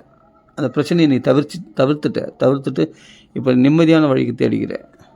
அப்போ பகவான் சொன்ன வழிகளால் உனக்கு எந்த விதத்தில் குறைச்சல் சொல்ல பார்க்கலாம். சொத்து கிடைக்காமல் போயிடுமே. சொத்து மேலே உள்ள பட்டுதல் விட்டால் இந்த நிம்மதி, சாந்தி இருக்குது பாரு, அந்த சாந்தியை விட பெரிய சொத்து எதுவுமே கிடையாது. அந்த சாந்தின்ற சொத்தை பகவான் நம்மளுக்கு சம்பாதிச்சு கொடுக்குறான். பகவத்கீதையில் சொன்ன மாதிரி வாழ்க்கையை நடத்தும் போது. ஆனால் நம்ம அந்த உணர்றதில்லை. இந்த அக்ஞானிகளோடு சேர்ந்து நம்மளும் அக்ஞானிகள் ஆயிடுறோம். இந்த சொத்து, சுகம், பணம், பதவி, பொருள் நம்ம கையில் வந்துட்டால் நம்ம பெரிய ராஜா. இப்போ ஒரு வண்டி எடுத்து போய் விட்றோன்னா அந்த மெக்கானிக் பெரிய ராஜான்னு நினைச்சிடறான். அவன் ஒரு அகங்காரத்தில் இருக்கிறான். அவன் அக்ஞானி. அவன் மனுஷனில் மதிக்க மாட்டான், திரஸ்காரம் பண்ணுறான்னா அவன் அப்படி தான் இருப்பான். நீ யார்? நீ பகவத்கீதை படிச்சுவேன், பாகவதம் படிச்சுவேன், நீ பகவன் நாம சொல்கிறவன். அவர் இடத்துல போய் நீ வாக்குவாதம், நம்ம காரியத்தை சாதிச்சணுமா அவள் தான், அந்த வண்டி ரிப்பேர் பண்ணிக்கணுமா வந்து நேரணும் அவள் தான். இல்லை அவங்களுக்கு போகாத, வண்டி மேலே ஆசையை விட்டுடு. அவள் தான். இப்போ நான் வேறு வண்டி வாங்கிக்கினேன், ஏதோ பேட்ரி வண்டி. போனால் சார்ஜ் போட்டோமா வந்தோமா அவள் தான், முடிஞ்சு போச்சு. ஜம்முன்னு போகிறோம் வரோம். இதில் பெட்ரோல் செலவு கிடையாது, டெய்லியும் காசு செலவு. ஏன்னா ஒரு யூனிட் 7 ரூபா. அவள் தான். அது எத்தனை கிலோமீட்டர் வேணால் கொடுக்கும். 3 நாள் வருது ஒரு தடவை சார்ஜ் போட்டால். அவள் தான். ஜாலியாக சுற்று, ஜம்முன்னு. பகவான் நம்மளுக்கு மாற்று வழி வச்சுருக்கானே, அந்த வழியில் போகலாமே. இவரில் டிபெண்ட் பண்ணியிருக்க வேண்டிய அவசியம் இல்லை. இந்த மெக்கானிக்கே நான் டிபெண்ட் பண்ணியிருக்க வேண்டிய அவசியம் இல்லை. இந்த மனைவியை டிபெண்ட் பண்ணியிருக்க வேண்டிய அவசியம் இல்லை. இந்த தம்பி தங்கச்சிகளையும் டிபெண்ட் பண்ணியிருக்க வேண்டிய அவசியம் இல்லை. எனக்கு இந்த சொத்துக்களே டிபெண்ட் பண்ணியிருக்க வேண்டிய அவசியம் இல்லை. எனக்கு தான் பாகவதன்ற பெரிய வைஷ்ணவ தனம், பெரிய சொத்து கட்சிக்குது எனக்கு. பகவான் ராமநாமம் அதை விட பெரிய சொத்து உண்டா? ராமநாமம் ரம்யமாக இருக்கக்கூடியது. ராமநாமத்தில் பல ராகங்களை நான் பாடினேன்னா அப்படியே அன்றைக்கி பொழுது எப்படி போகுதுன்னே தெரியாது. பல ராகங்களை அனுபவித்து பாடினேன்னா சுகமாக ஜீவிப்பனே. சாப்பாடாக நம்ம தான் வாழாமல் போயிட போகிறோம். எங்கேயாவது ஏதாவது ஒரு சாப்பாடு கிடைக்கும். அத்தை தின்று அங்கே வாழும்னு சொல்கிற மாதிரி, எத்தை தின்று எப்படி வாழணும்னா அத்தை தின்று அங்கே வாழும். பகவான் அப்படி சில சின்ன சின்ன ஜீவராசிகள், புழுக்களுக்கு, எறும்புகளுக்கு, ஸ்தாவரங்களுக்கு, மரங்கள், இடத்தை விட்டு பெயராத மரங்களுக்கெல்லாம் உணவு கழிக்கிறான். நீ சொல்கிற இன்றைக்கி பூரா நான் உழைச்சாதான், ஓடி உழைச்சாதான் எனக்கு நான் பழிக்க முடியும்னு சொல்கிறேன். இடத்த விட்டு நகராத ஒரு மரத்தை வாழ வைக்கிறானே பகவான்.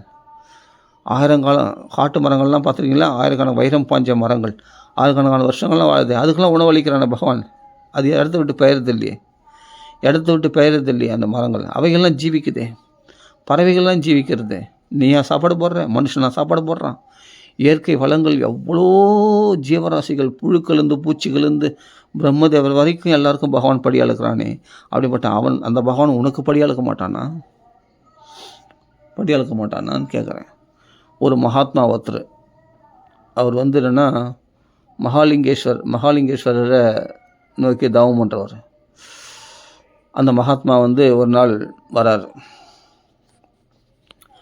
ஒரு நாள் வந்து பிக்ஷைக்கு வரார். பிக்ஷைக்கு வந்து அவர் ரொம்ப நாள் தவத்தில் இருந்தார். தவத்திலேருந்து எழுந்து போய் பிக்ஷைக்கு போகிறார். பிக்ஷைக்கு போகும்போது ஒரு அம்மா வந்து பிக்ஷை போடுறாங்க. பிக்ஷான் தேகின்னு வந்து நிற்கிறார் ஒரு வீட்டில். அப்போ அந்த அம்மா வந்து பிக்ஷை போடுறா. பிக்ஷை பண்ணோடனே, அம்மா எங்களுக்கு மார்பு பார்த்தா சமமாக இருக்குது, உனக்கு மட்டும் என்னம்மா மார்பு பெருசாக இருக்குது, அது என்னம்மா அது அப்படின்னு கேட்குறான். உடனே அந்த பெண்ணானவள் மருமகள் அவள், ஐயோ அத்தை அத்தை அத்தை யாரோ ஒருத்தன் வந்து என்னை தப்பாக பேசுகிறான் அப்படின்னு சொல்லிட்டு அந்த பெண் உள்ளே ஓடிட்டான். இவர் ஒரு மகாத்மா. இவர் வந்து ரொம்ப நாள் சமாதியில் இருந்தவர். சமாதியிலேருந்து சரி கொஞ்சம் பசி எடுக்கிற மாதிரி இருந்தது, எழுந்து வந்து பிக்ஷை கேட்குறாரு. ஒரு வீட்டில் வந்து பிக்ஷை கேட்கும்போது ஒரு பெண்மணி பிக்ஷை பலிக்க வரா. அந்த பெண் இடத்துல மார்பு வந்து குண்டாக இருக்கிறத பார்த்து, உனக்கு என்ன மட்டும் ஏமா அது பெருசாக மார்பு இருக்குது, இது என்னம்மா அப்படின்னு கேட்குறான். அந்த பெண்ணை கேட்குறாரு இவர். அவருக்கு ஒன்றுமே தெரில, சமாதி நிலையில் இருந்ததுனால ஒன்றுமே தெரில. அப்போ கேட்குறாரு. அப்போ உடனே அந்த பெண்ணு, அந்த மருமகளானவள், அந்த பெண்ணானவள் மாமியாரை கூப்பிட்றான். மாமியாரை கூப்பிட்டுன்னு போயிட்டா உள்ள. அவங்க மாமியார் வந்தாங்க. வந்தோடனே, என்னப்பா விஷயம், என்ன கேட்டேன். இல்லை இந்த மார்பு ரெண்டும் பெருசாக இருக்கே, என்ன காரணம்னு கேட்டேன், எனக்கு ஒன்றும் புரியல அப்படின்னு. அப்போ தான்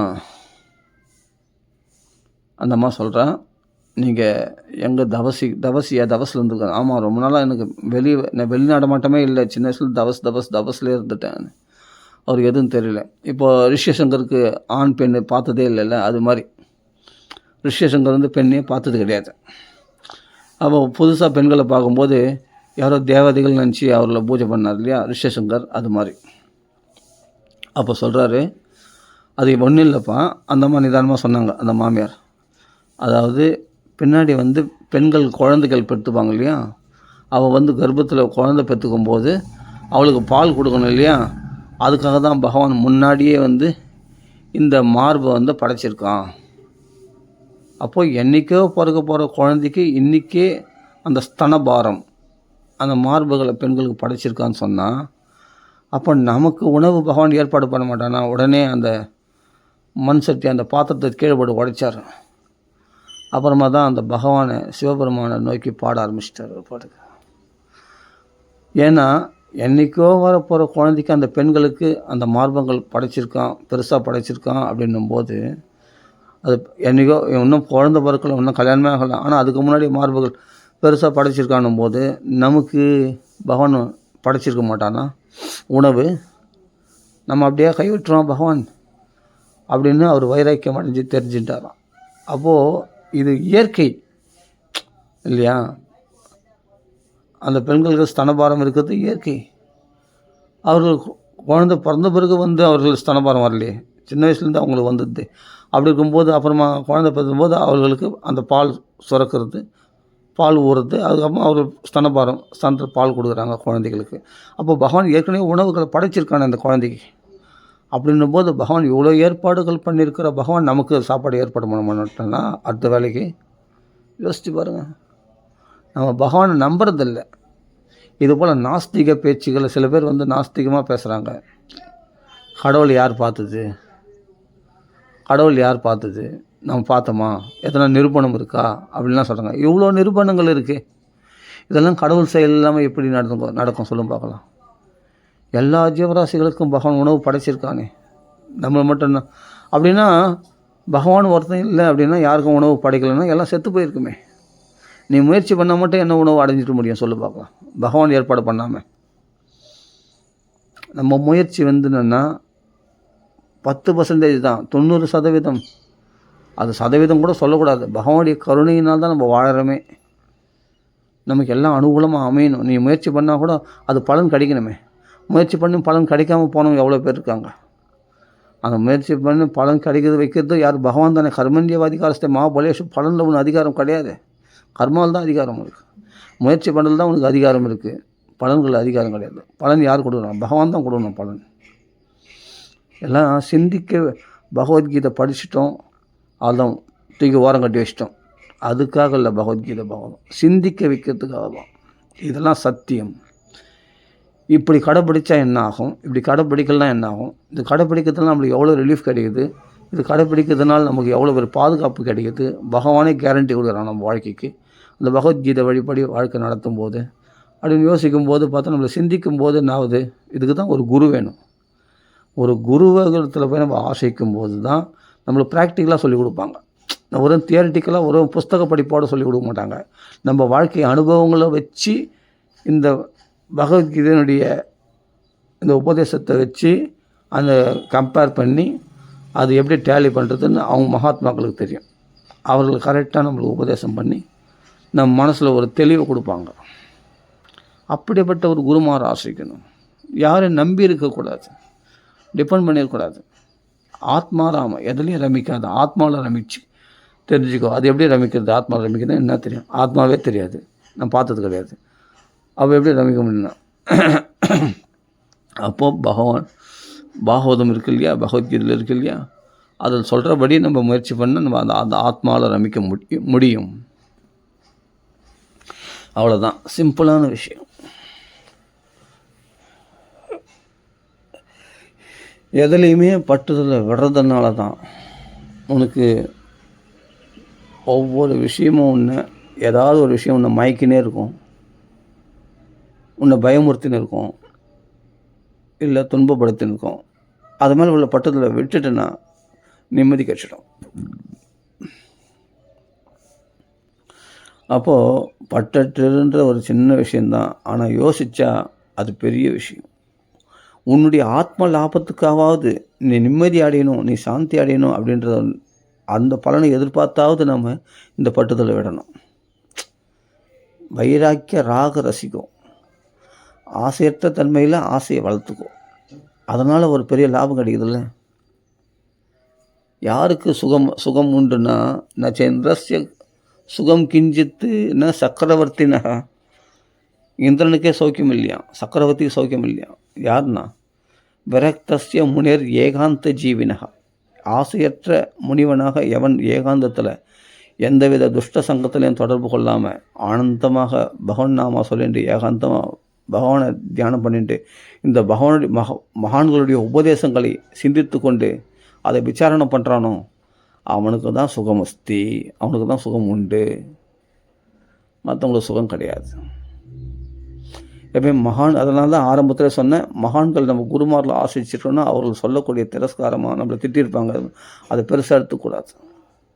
அவர் சொல்கிற உபதேசங்களுக்கு நம்ம தலை வணங்கி அதை ஏற்றுக்கொள்ள வேண்டும், அதான் முக்கியம். நீ என்ன பெருசாக சொத்து சுகம் இவைகளில் சாதிச்சு போகிற சொல்லு பார்க்கலாம், ஒன்றும் இல்லை. மொத்தம் நிம்மதிக்கு நம்மளுடைய ஆத்ம லாபத்தை கெடுக்கிறதுக்கு தான் ஆத்ம பாதம்னு சொல்கிறாரு. கிரகம் அந்த கோபம், இந்த இல்லற சங்கிலிகள், இந்த பட்டுதல்களானது உன்னை பாழுங்கணத்தில் தள்ளிவிடக்கூடியது, மேலும் மேலும் நம்ம நிம்மதி கெடுக்கக்கூடியது. ஆத்ம பாதம் இந்த ஆத்ம லாபத்தை கெடுக்கக்கூடியது, இந்த உலக லாபங்கள் எல்லாமே. அப்படின்றத தான் நம்ம புரிய வைக்கிறது. இதுதான் மகான்கள் தலைப்பாடாக சொல்கிறதுக்கு காரணம். பாகவதத்தில் பிரகலாதன் சொல்கிறார், பாரத யோகீஸ்வரர் சொல்கிறார், கபில வாசுதேவர் சொல்கிறாரு, சுகாச்சாரியார் சொல்கிறாரு, வியாசர் சொல்கிறார், நாரதர் சொல்கிறாரு, எவ்வளோ உபதேசங்கள். கிருஷ்ணரே சொல்கிறார் உத்தவர் கீதையில். கொஞ்சம் ஒருத்தர் ரெண்டு பேராக சொல்கிறாங்க. ஆயிரக்கணக்கான மகாத்மாக்கள், லட்சக்கணக்கான மகாத்மாக்கள் இந்த ஒரே விஷயத்தை தான் சொல்கிறாங்க. பட்டுதலை விடு, நிம்மதியாக இருப்பேன். எல்லாம் இந்த காதில் வாங்கி அந்த காதில் போட்டுடுறோம். ஆனால் அது ப்ராக்டிக்கலாக நம்ம கொண்டு வரதில்லை வாழ்க்கையில். அதை வாழ்க்கையில் நம்ம கரெக்டான இடத்துல அப்ரோச் பண்ணோம்னா நம்ம வாழ்க்கை வெற்றி அடையும். சித்திம் அவாப் சித்தி, வெற்றி உண்டாகும். அதுக்கு நமக்கு அதை கடைப்பிடிக்கிறதுக்கான பலம் எங்கேருந்து கேட்டால் பக்தியில் தான் கிடைக்கும்.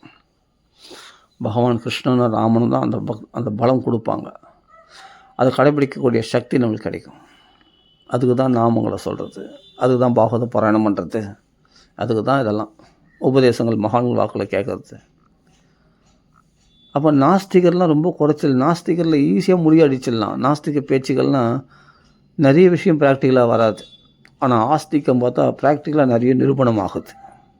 நம்ம உபனிஷதங்கள் அப்படி கர்ஜிச்சிருக்கிறது, நம்ம நிரூபணமாக சொல்லியிருக்கு, ப்ராக்டிக்கலாக பேசியிருக்கு.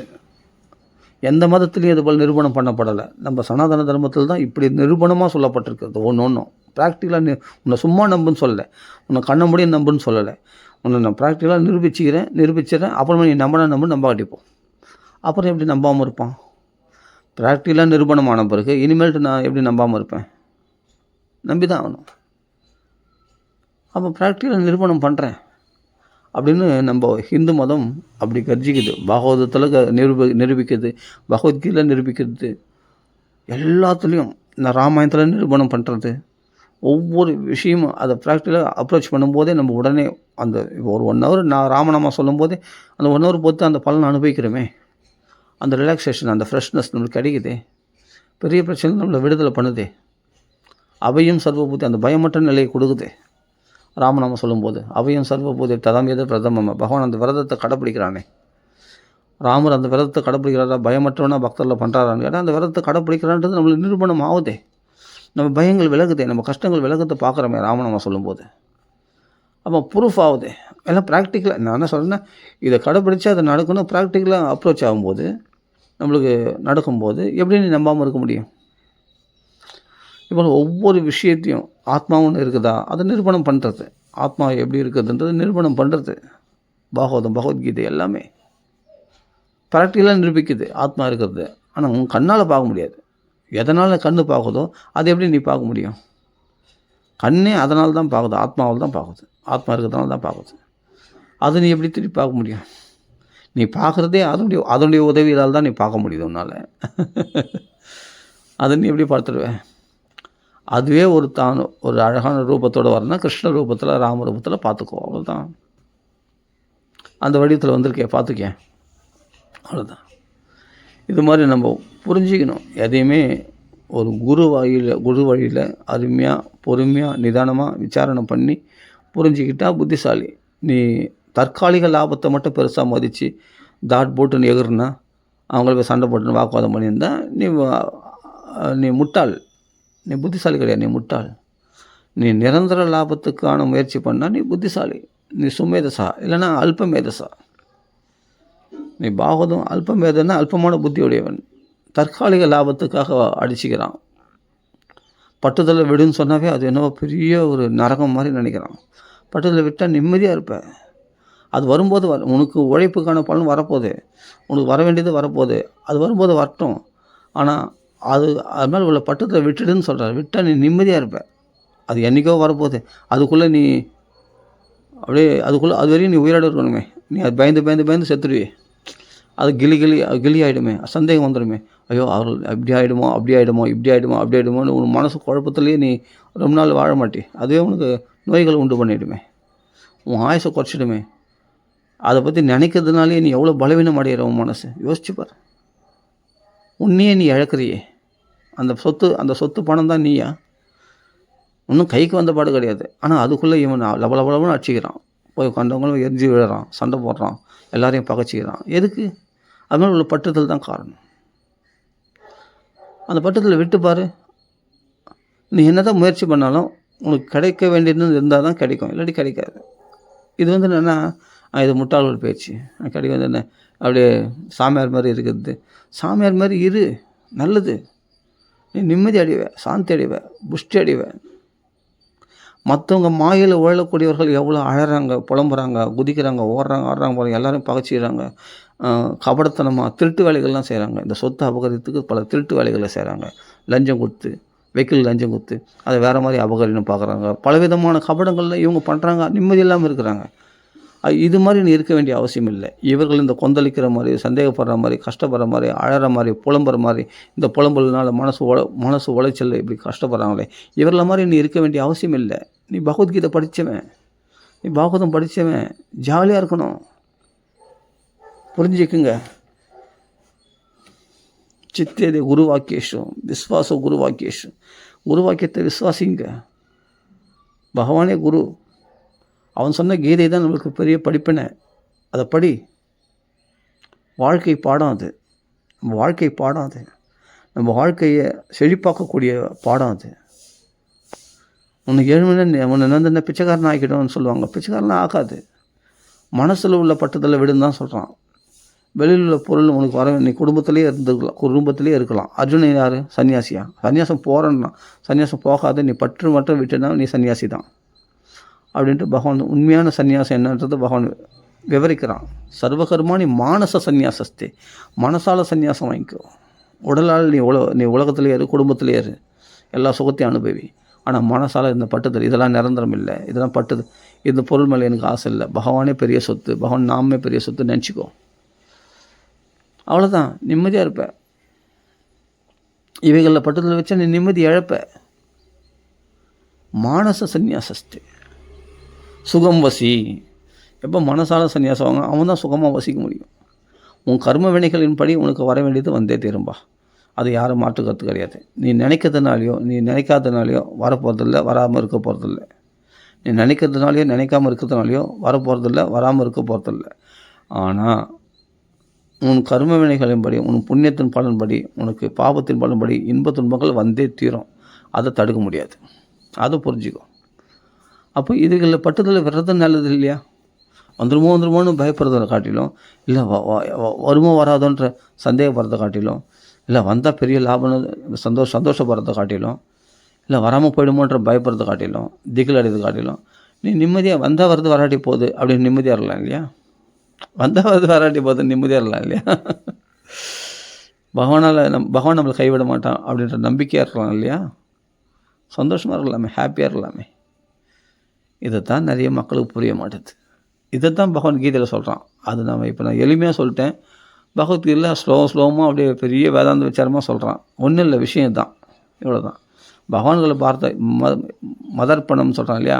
பகவான்களை அர்ப்பணம் பண்ணிட்டு ஒப்படைச்சிட்டு நீ ரிலாக்ஸ் ஆகுன்றான். சுப பழையறியவும், அந்த இன்ப துன்பங்களில் பாதிக்கப்படாமல் இரு. நீ சுப பழையில் உனக்கு பங்கு இல்லாமல் இருப்பேன், நீ ரிலாக்ஸ் ஆடி அப்படின்ட்டு அடுத்த ஸ்லோகத்தில் சொல்கிறான். எத்கோரோஷி யதஸ்னாக யஜ்ஜோஷி ததசி தபசுக்கு வந்து தத்குருஷ்வ மதர்ப்பணம்னு சொல்லிட்டு அப்போ சுப பழைய அந்த சுபங்களை போய் பாதிக்கப்படாமல் நீ இருப்பேன், உன்னை ரிலீஃப் பண்ணிடுறேன் அப்படின்ட்டு கீதையில் சொல்கிறான் பகவான். உனக்கு நல்லது தானேப்பா சொல்கிறான். உனக்கு நீ நல்லா இருக்குதுன்னு சொல்கிறான்ப்பா. நீ கெட்டு போன நான் சொல்கிறான். நீ கெட்டு போனால் என் பேச்சு கேட்காம போனால் தான் நீ கெட்டு போயிடுவேன். என் பேச்சு கேட்டால் நீ நல்லா இருப்ப, உன் வாழ்க்கை செழிப்பாக இருக்கும். அவள் பாகவதர்லாம் நான் சாப்பிடல அவங்களாம் குடும்பம் குழந்தை கொட்டி இல்லை, நல்லா இல்லை. ஸ்ரீ அண்ணாலாம் நல்லா இல்லை, மகாராஜ் சத்குரு முரளிதர் சுவாமிஜிலாம் நல்லா இல்லை, சில பிரபுபாதாலாம் எப்படின்னா இல்லை செழிப்பாக தானே இருந்தாங்க, செழிப்பாக தானே இருக்காங்க இப்போவும். பகவத்கீதை பாகவதம் கடைப்பிடிச்சு யார் கெட்டு போயிட்டாங்க? எல்லாம் நல்லா தானே இருக்காங்க. ஸ்ரீ அண்ணா குடும்பம் பாரு, எல்லாம் அபிபத்த குடும்பமாக இருக்காங்க. அவங்க பிள்ளைகள்லாம் எல்லாம் அனுகூலம். ஏன்னா பகவத்கீதை படி பகவான் சொன்னபடி வாழ்ந்து காட்டினவங்க அவங்களாம். மகாராஜ் சத்குரு முரளிதர் சுவாமிஜி எல்லாமே, சில பிரபுபாதா மகான்களை பாருங்கள். அந்த வழி வாழறவங்க எப்படி இருக்காங்க பாருங்கள், செழிப்பாக இருப்பாங்க. நம்ம தான் சொல்கிறோம் அதெல்லாம் நம்மளுக்கு உதவாது, அதெல்லாம் ப்ராக்டிக்கலாக நம்மளுக்கு அனுபவம், அது நம்மளுக்கு ப்ராக்டிக்கலாக நம்மளுக்கு வந்து ஹெல்ப் ஆகாது, இப்போ ப்ராக்டிக்கலாக நம்மளுக்கு வந்து அது உதவாது. அது 4 பேர் சொல்லிக்கிறது உபன்யாசம் பண்ணுறதுக்கு வேணால் நல்லா இருக்குமே தவிர அது ப்ராக்டிக்கலாக நம்மளுக்கு உதவாது, நம்ம இல்லறத்தில் உள்ள கவலையை போக்காது. அப்படின்லாம் இவங்க தப்பாக கூட்டு கணக்கு போட்டுக்கின்னு ஒரு சரியான குருவை ஆசைக்காமல் நிம்மதி இல்லாமல் அலையிறாங்க. இது போல் முட்டாள்கள் நம்ம என்ன சொல்கிறது? மூடாகான்றார் கீதையில் பகவான். அவஜானந்தி மூடா, என் வார்த்தையை கேட்காம என்னை அவமதிக்கிறாங்க மூடர்கள். அவர்கள் ராட்சச அசுர இயல்பு தான் அடைவார்கள். அவர் பணத்துக்கும் பேருக்கும் புகழுக்கும் பெண்ணாசிலும் மண்ணாசிலும் உழண்டு கொண்டிருப்பார்கள். இவர்கள் நிம்மதியே கிடைக்காது. ராட்சசியும் ஆசுரியும் செய்வேன். இந்த ராட்சச அசுர இயல்பு கொண்டவர்களாக இருப்பாங்க.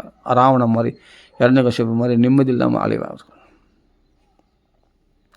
யார் இதை விட்டுறாங்களோ அவர்கள் மகாத்மனஸ்து மாம் பார்த்தா தெய்வீம் பிரகிருதி ஆசிரிதா, அவர்கள் தெய்வ பிரகிருதி உடையவர்கள் அல்லவா, அவர்கள் மகாத்மாக்கள் அல்லவா, என்னை ஃபாலோ பண்ணுறவங்க, என் உபதேசத்தை கேட்பவர்கள் அப்படின்னு கீதையில் ஸ்பஷ்டமாக சொல்கிறான்.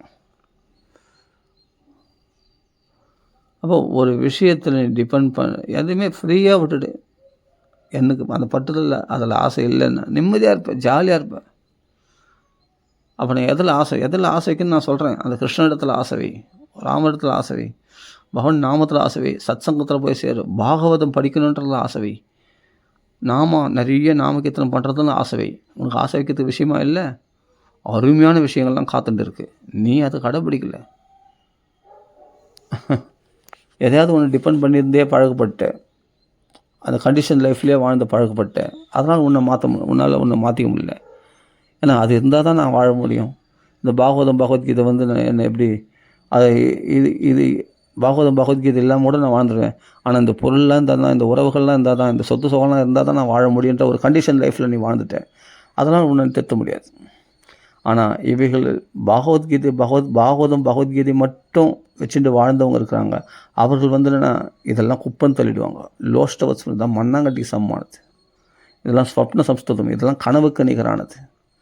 கனவுல காணக்கூடிய பொருள் சத்தியமா? விழி தெரிந்தவனுக்கு. விழிக்காத வரைக்கும் கனவுல இருக்கிறது சத்தியம். அது வியாபகாரிக சத்தியம்னு சொல்லுவாங்க. ஆனால் உண்மையான சத்தியத்துக்கு வந்துட்ட பிறகு இதெல்லாம் பொய்ன்னு தோணும் இல்லையா? சேச்சே, இதெல்லாம் கனவுக்கு நிகரானது. ஸ்வப்ன சம்ஸ்கிருதம். அம்பரீஷ் அப்படி தான் நினச்சாரான். விபவ நிர்வாணம் இதெல்லாம் நிலையற்றது அப்படின்னு சொல்லிட்டு ஸ்வப்ன சம்ஸ்கிருதம் கனவுக்கு நிகராக நினைச்சாரான் அம்பரீஷன். சப்த தீபத்துக்கும் அதிபதி அவர். அப்போது இந்த மகான்களுடைய வார்த்தைகள்லாம் படிச்சுட்டு ஒரு க்ளூ கிடைச்சா போதுங்க. உண்மையாக சூட்டிக்காக பிடிச்சிக்கிறவனுக்கு, உண்மையான புத்திமானுக்கு ஒரு சின்ன க்ளூ கிடைச்சா போதும். அந்த வச்சு அவன் வாழ்க்கையை ஜெயிச்சிடுவான். ஜெயதி ஜெகதி மாயா யஸ்ய காயாதவஸ்தே வச்சன ரச்சனம் ஏகம் கேவலம் ச ஆகலைய. ஒரே ஒரு வார்த்தை, ஒரே தடவை தான் உபதேசம் கேட்டான் நாரதத்தில். அந்த ஒரு வார்த்தை நாராயணன் நாமத்தை பிடிச்சிருந்து, அந்த பற்றற்ற நிலையை பிடிச்சிருந்து, அந்த ஒரே ஒரு வார்த்தையை கேட்டதுனால சூட்டிக்காக பிடிச்சிட்டானா. யார்? உலகமாய் ஜெயிச்சிட்டானா பிரகலாதன். ஒரு புத்திமானவன் நிறைய படிக்கணும்னு அவசியம் இல்லை. அவன் பாகவதம் பூரா படிக்கணும்னு அவசியம் இல்லை. ஏதோ ஒரு கதை படிச்சிருப்பான். அந்த கதையில் ஏதோ ஒரு விஷயம் அவனுக்கு கிளிக் ஆகிருக்கும், ஏதோ ஒரு மெசேஜ் கிளிக் ஆகிருக்கும். அதை பிடிச்சி நான் என்ன பண்ணுவான், எல்லாத்தையும் ஜெயிச்சிடுவான். அந்த வார்த்தையை மந்திரமாக எடுத்துப்பான், வேத வாக்காக எடுத்துப்பான். அந்த உபதேசத்தை அவன் கெட்டியாக பிடிச்சிக்கிட்டு அவன் எல்லா மாயையும் ஜெயிச்சிட முடியும். அதான் குரு வாக்கியம். அப்புறம் ஒரு வார்த்தை போதும் கிளிக் ஆகிறதுக்கு. அது கிளிக் ஆகிடுச்சுன்னா இவன் வாழ்க்கையே மாற்றிடும். அது தலைகள் போட்டுடும். இவன் மைண்டே மாற்றிடும். இவனை பெரிய மகாத்மாவை மாற்றிடும். ஒரு சின்ன வார்த்தை எப்படி பட்டினத்திற்கு காதற்ற ஊசியும் வாரா கடைவழிக்கே, காதற்ற ஊசியும் வாரா கடைவழிக்கே, காதற்ற ஊசியும் வாரா கடைவழிக்கேன்னு அந்த ஒரு வார்த்தை பட்டினத்தார், அப்படியேப்பட்ட செல்வந்தர், வைர வியாபாரி, அப்படிப்பட்ட வெரைட்டியில் வைரம் எடுத்து வந்து சிவபெருமான் வந்து மாற்றிட்டார் இல்லையா பிள்ளையா வந்து. ஒரு குரு உபதேசம். காதற்ற ஊசியும் வாரா கடைவழிக்கேன்ற அந்த ஒரு வார்த்தை அவங்கள வாழ்க்கையே மாற்றிடும், பற்றும். அப்போ பட்டினத்தார் அருமையாக பாடல்களை பாடிட்டு அருமையாக பகவானை அடைஞ்சார் இல்லையா, சிவபெருமானை அடைஞ்சார் இல்லையா பட்டினத்தார். எதனால்? ஒரே ஒரு வார்த்தை தான், காதற்ற ஊசியும் வாரா கடைவழிக்கு. அது மாதிரி பாகவதம் நிறைய படிக்கிறோம், பகவத்கீதை நிறைய. ஒரு வார்த்தை உனக்கு போதும் உன்னை திருத்தத்துக்கு, உன் லைஃப்பை மாற்றத்துக்கு. அந்த ஒரு வார்த்தை உனக்கு வேத வாக்காக இருக்கும். அது உன்னை பக்குவப்படுத்திடும். அந்த வார்த்தையின் மூலமாக பகவான் செயல்படுவான் உனக்குள்ளே வந்து. உனக்கு உயிரோட்டத்தை உண்டாக்கிடும் உனக்குள்ளே. இது வரைக்கும் உயிரில் சவம் போல் ஜடமான வாழ்க்கை வாழ்ந்திருந்த அந்த ஜடத்தை இப்போ உயிர்ப்பிக்கும். உன் வாழ்க்கையில் ஒரு ஞான ஒளி பிரகாசிக்கும். உன் வாழ்க்கையை தலைகீழ பற்றி போட்டுரும். ஏன் 24 வயசில் ராய களத்திர பசவகா அப்படின்ற ஸ்லோகம், இந்த சொத்து சுகம் இன்னும் இருக்கிற இந்த கொஞ்ச காலத்தில் இது என்ன உனக்கு சந்தோஷப்படுத்திடும் அப்படின்னு அந்த ஸ்லோகத்தினுடைய அர்த்தம். பிரகலாதனுடைய உபதேசத்தில் அந்த ஒரு ஸ்லோகம், அந்த ஸ்லோகம் அவருக்கு சன்னியாசத்தை வாங்கி கொடுத்துச்சு. யாருக்கு? ஆளுங்குடி பெரியவா ஸ்வயம் பிரகாசானந்த சரஸ்வதி சுவாமிகள்னு ஒரு பெரிய மகாத்மா. அவர் இந்த ராயகளத்திர பசவகன்ற ஸ்லோகத்தை சொல்லிகிட்டே வெளியே வந்தாராம். அந்த ராயகளத்திர பசவன்ற அந்த ஒரு ஸ்லோகமானது அவர் வாழ்க்கையை மாற்றிச்சு. அவர் சன்னியாசம் 24 வயசில் சன்னியாசம் வாங்க வச்சுருக்குன்னா அந்த ஸ்லோகத்தில் என்ன இருக்குது? ஒரு நாள் போய் படித்து பாருங்கள். பாகவதத்தில் இருக்கிற ஸ்லோகம். சொல்ல இது என்ன ஒன்று சந்தோஷப்படுத்துகிற இந்த சொத்து சுகங்கள்லாம் அப்படின்னு நினச்சி பார்க்கும்போது, இந்த ஆத்மாவை சந்தோஷப்படுத்த முடியுமா? மனசை சந்தோஷப்படுத்தும், உடலை சந்தோஷப்படுத்தும். இந்த ஆத்மாவை எதனால் நீ சந்தோஷப்படுத்த முடியும்? பக்தியினால்தான், ஆத்ம லாபத்தினால்தான். இந்த ஜீவாத்மா பரமாத்மாவில் சேர்த்து வைக்கும்போது தான் உண்மையான சந்தோஷம் இருக்குது. மற்றதெல்லாம் சந்தோஷம் கிடையாது. சொத்து சுகம் எல்லாமே நிம்மதி கெடுக்கக்கூடியது. இவைகள் எல்லாம் சொத்து சுகம் இருக்குதுனாவே உனக்கு நீ பயந்து இருக்கணும் யாருக்காவது. அதை பாதுகாக்கிறதுக்காக நீ நீ மன உளைச்சல் அவஸ்தைப்படணும். ஆனால் இவைகள் இல்லாத நிலையில் நினச்சி பாருங்களேன், சந்தோஷமாக இருப்பேன், ரிலாக்ஸாக இருப்பேன். இந்த ராய களத்திர பசவகன்ற ஸ்லோகம் படித்து பாருங்கள். அந்த ஒரு ஸ்லோகம் அவர் வாழ்க்கையை மாற்றிச்சு. சன்னியாசம் வாங்கி அழகாக கௌபீனம் கூட கட்டாமல் இருந்தார். சரி, பெண்கள்லாம் வந்து உபன்யாசம் கேட்கணுமே சொல்லிட்டு கௌபீனம் நியம சன்னியாசத்துக்கு வந்து தண்ட ஸ்வீகாரம் பண்ணிட்டு கௌபீனம் மட்டும் கட்டிட்டு அப்படியே வளர்த்து நின்றார் ஆலங்குடி பெரியவா. இப்போ இருக்கிற ஆலங்குடி ரெண்டு ஆலங்குடி எத்தனையோ ஆலங்குடி இருக்குதுன்னு நினைக்கிறேன். அது இல்லை, நான் சொல்கிறது ஆலங்குடி ஸ்வயம் பிரகாஷ் சாஸ்திரி சுவாமி அந்த ஆலங்குடி வேறு, அந்த ஆலங்குடி வேறு. அவங்களுடைய அதிஷ்டானம் இருக்குது இல்லையா. அப்படிப்பட்ட பாகவதம் எப்பொழுதும் பாகவதம் தூங்கும் பொழுது பாகவதத்தை மாரில் அணைச்சுட்டே தூங்குவாரான். அதுதான் பெரிய சொத்து. அது வைஷ்ணவ தனம். பக்தர்களுக்கு பெரிய சொத்துன்னா பாகவதம் தான். மற்ற சொத்துக்களை மதிக்கிறவன் நிம்மதி இல்லாமல் இருக்கிறான். அவன் வந்து நான் அந்த பகவத்கீதை படித்தேன் அடப்பாப்பா, நான் நான் பொண்ணும் பொருளும் நான் இழக்கணுமா, இந்த சொத்துக்கள்லாம் இழக்கணுமா, போடா அதெல்லாம் தேவையில்லை அப்படின்னு சொல்லுவான். ஏன்னா எனக்கு அது தேவையில்லை, எனக்கு இந்த சொத்து தான் முக்கியம்னு நினைக்கிறவன் ஏதோ கொஞ்சம் சந்தோஷத்தை அனுபவிச்சுட்டு அதான் ஆஹா ஓஹோன்னு நினச்சிட்டு அவன் பல மன உளைச்சலில் அவஸ்தைப்படுவான். பல பிக்கல் பிடுங்களில் உறவுகளால் அவதிப்படுவான். ஆனால் பாகவதத்தையும் பகவத்கீதையும் சொத்தாக நினச்சவனுக்கு இவைகளை பாதிக்கப்படவே மாட்டான். உலக விஷயங்களால் நிம்மதியாக இருப்பான். அவன் எவ்வளோ பெரிய பாதிப்புகளை போய் மாட்டின்றாலும் அங்கேருந்து அவனுக்கு வெளியே வர பகவான் அவனை அகம் சமுத்தார்த்தா மிருத்யு மரணத்துக்கு கொண்டு போகக்கூடிய அந்த பட்டுதலானது அதுலேருந்து பகவானை செண்டை பிடிச்சி நம்மளை மேலே தூக்கிட்டு வந்துடுவான். இந்த பட்டற்ற நிலையில் அவன் எப்படியாப்பட்ட சூழ்நிலைகளில் மாட்டிக்கின்னு குழம்ப மாட்டான். அவன் சுலபமாக ரிலீஃப் ஆகிடுவான், வெளியே வந்துடுவான். ஏன்னா பகவத்கீதை அவனை காப்பாற்றுது. பாகவத அந்த பட்டற்ற தன்மையை அவனை காப்பாற்றுது. பாகவத பக்தி பகவதர்ப்பணம் பண்ணதுனால அந்த பகவானுடைய சரணாகதி அவனை காப்பாற்றுது. பகவானுடைய பாதுகாப்பு அவனை காப்பாற்றுது. மற்றவங்களாம் நிம்மதி இல்லாமல் இருக்கிறாங்க, இவன் மட்டும் நிம்மதியாக இருப்பான். எப்படின்னா வெளியில் இருக்கிற மிருகங்கள்லாம் காட்டு தீயினால் எரிக்கப்படுதான். ஆனால் கங்கா இவாம்பகா அந்த அந்த யானை ஆனதுனால கங்கையில் குளிச்சுருக்க யானை குளிர்ச்சியாக இருக்குதான். ஆனால் அந்த கங்கை கரையில் இருக்கக்கூடிய மிருகங்கள்லாம் வெயிலால் அப்பாப்பா சுடுதே வெயிலில் வாட்டி எடுக்கப்படுதான். இது என்ன பண்ணுறது, இந்த கங்கையில் இருக்கிற யானையானது நம்ம நல்லா தண்ணியும் குடிச்சிக்குது, நல்லா குளிர்ச்சியாக மேலே வாரி தூவிக்குது அந்த தண்ணீரை, நிம்மதியாக இருக்குது. அதுதான் பாகவதத்தில் மொழிகிருக்கவும் பகவத்கீதை மொழிகிருக்கவும் அவர்கள் கங்கையில் உள்ள யானைகள் போல, மற்றவர்கள்லாம் காட்டு தீயினால் எரிக்கப்படுகின்ற அப்படிப்பட்ட வெயிலில் இருக்கிற மாதிரி மிருகங்கள் போல அப்படின்ட்டு நான் சொல்ல பாகவதம் சொல்லியிருக்கு. இப்படிலாம் உதாரணங்கள் நிறைய சொல்லியிருக்கு பாகவதத்தில், போய் படித்து பாருங்கள். இதெல்லாம் படிக்கும்போது நம்மளுக்கு சிறந்த ஞானம் உண்டு. ஞானத்தினால் அஜ்ஞானம் அழிஞ்சிடும். புரியுதுங்களா? அர்த்தம் அனர்த்தேக்ஷையா ஒரே ஒரு வார்த்தை தான். அந்த வார்த்தை எனக்கு எவ்வளோ பெரிய மாற்றத்தை கொடுத்துச்சு தெரியுமா? அது என்ன ஸ்லோகம்னா, அர்த்தோ அனர்த்தேக்ஷையா, பணத்தினால் வரக்கூடிய அனர்த்தங்களை பாரு, ஈக்ஷையா அதை பாரு.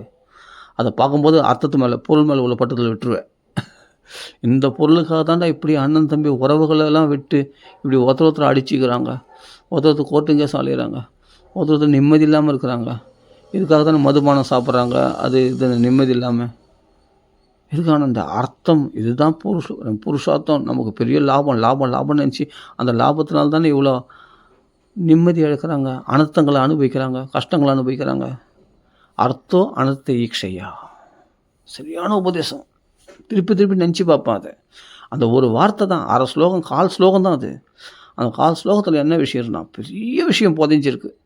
இந்த அர்த்தத்தினால எவ்வளோ அனர்த்தங்கள் ஏற்பட்டதுன்னு நம்ம வாழ்க்கையில் நினச்சி பார்த்தோம்னாவே, அப்போ ஒருத்தன் எப்படி வெட்டி மடிஞ்சான், எவ்வளோ கஷ்டப்பட்டான் அப்படின்னு நினச்சி பார்த்தா அந்த அர்த்தம் அனர்த்த ஈக்ஷையா அப்படின்னு, ஈக்ஷையானா பார்க்க தெரிஞ்சுக்கிட்டோன்னா அந்த ஒரு உபதேசத்தை கடைப்பிடிச்சாலே நமக்கு பெரிய பட்டுதலாகி இந்த பணம் சொத்து சுகம் இந்த பெரிய பட்டுதல் நம்ம விட்டு விலகிட்டோம்.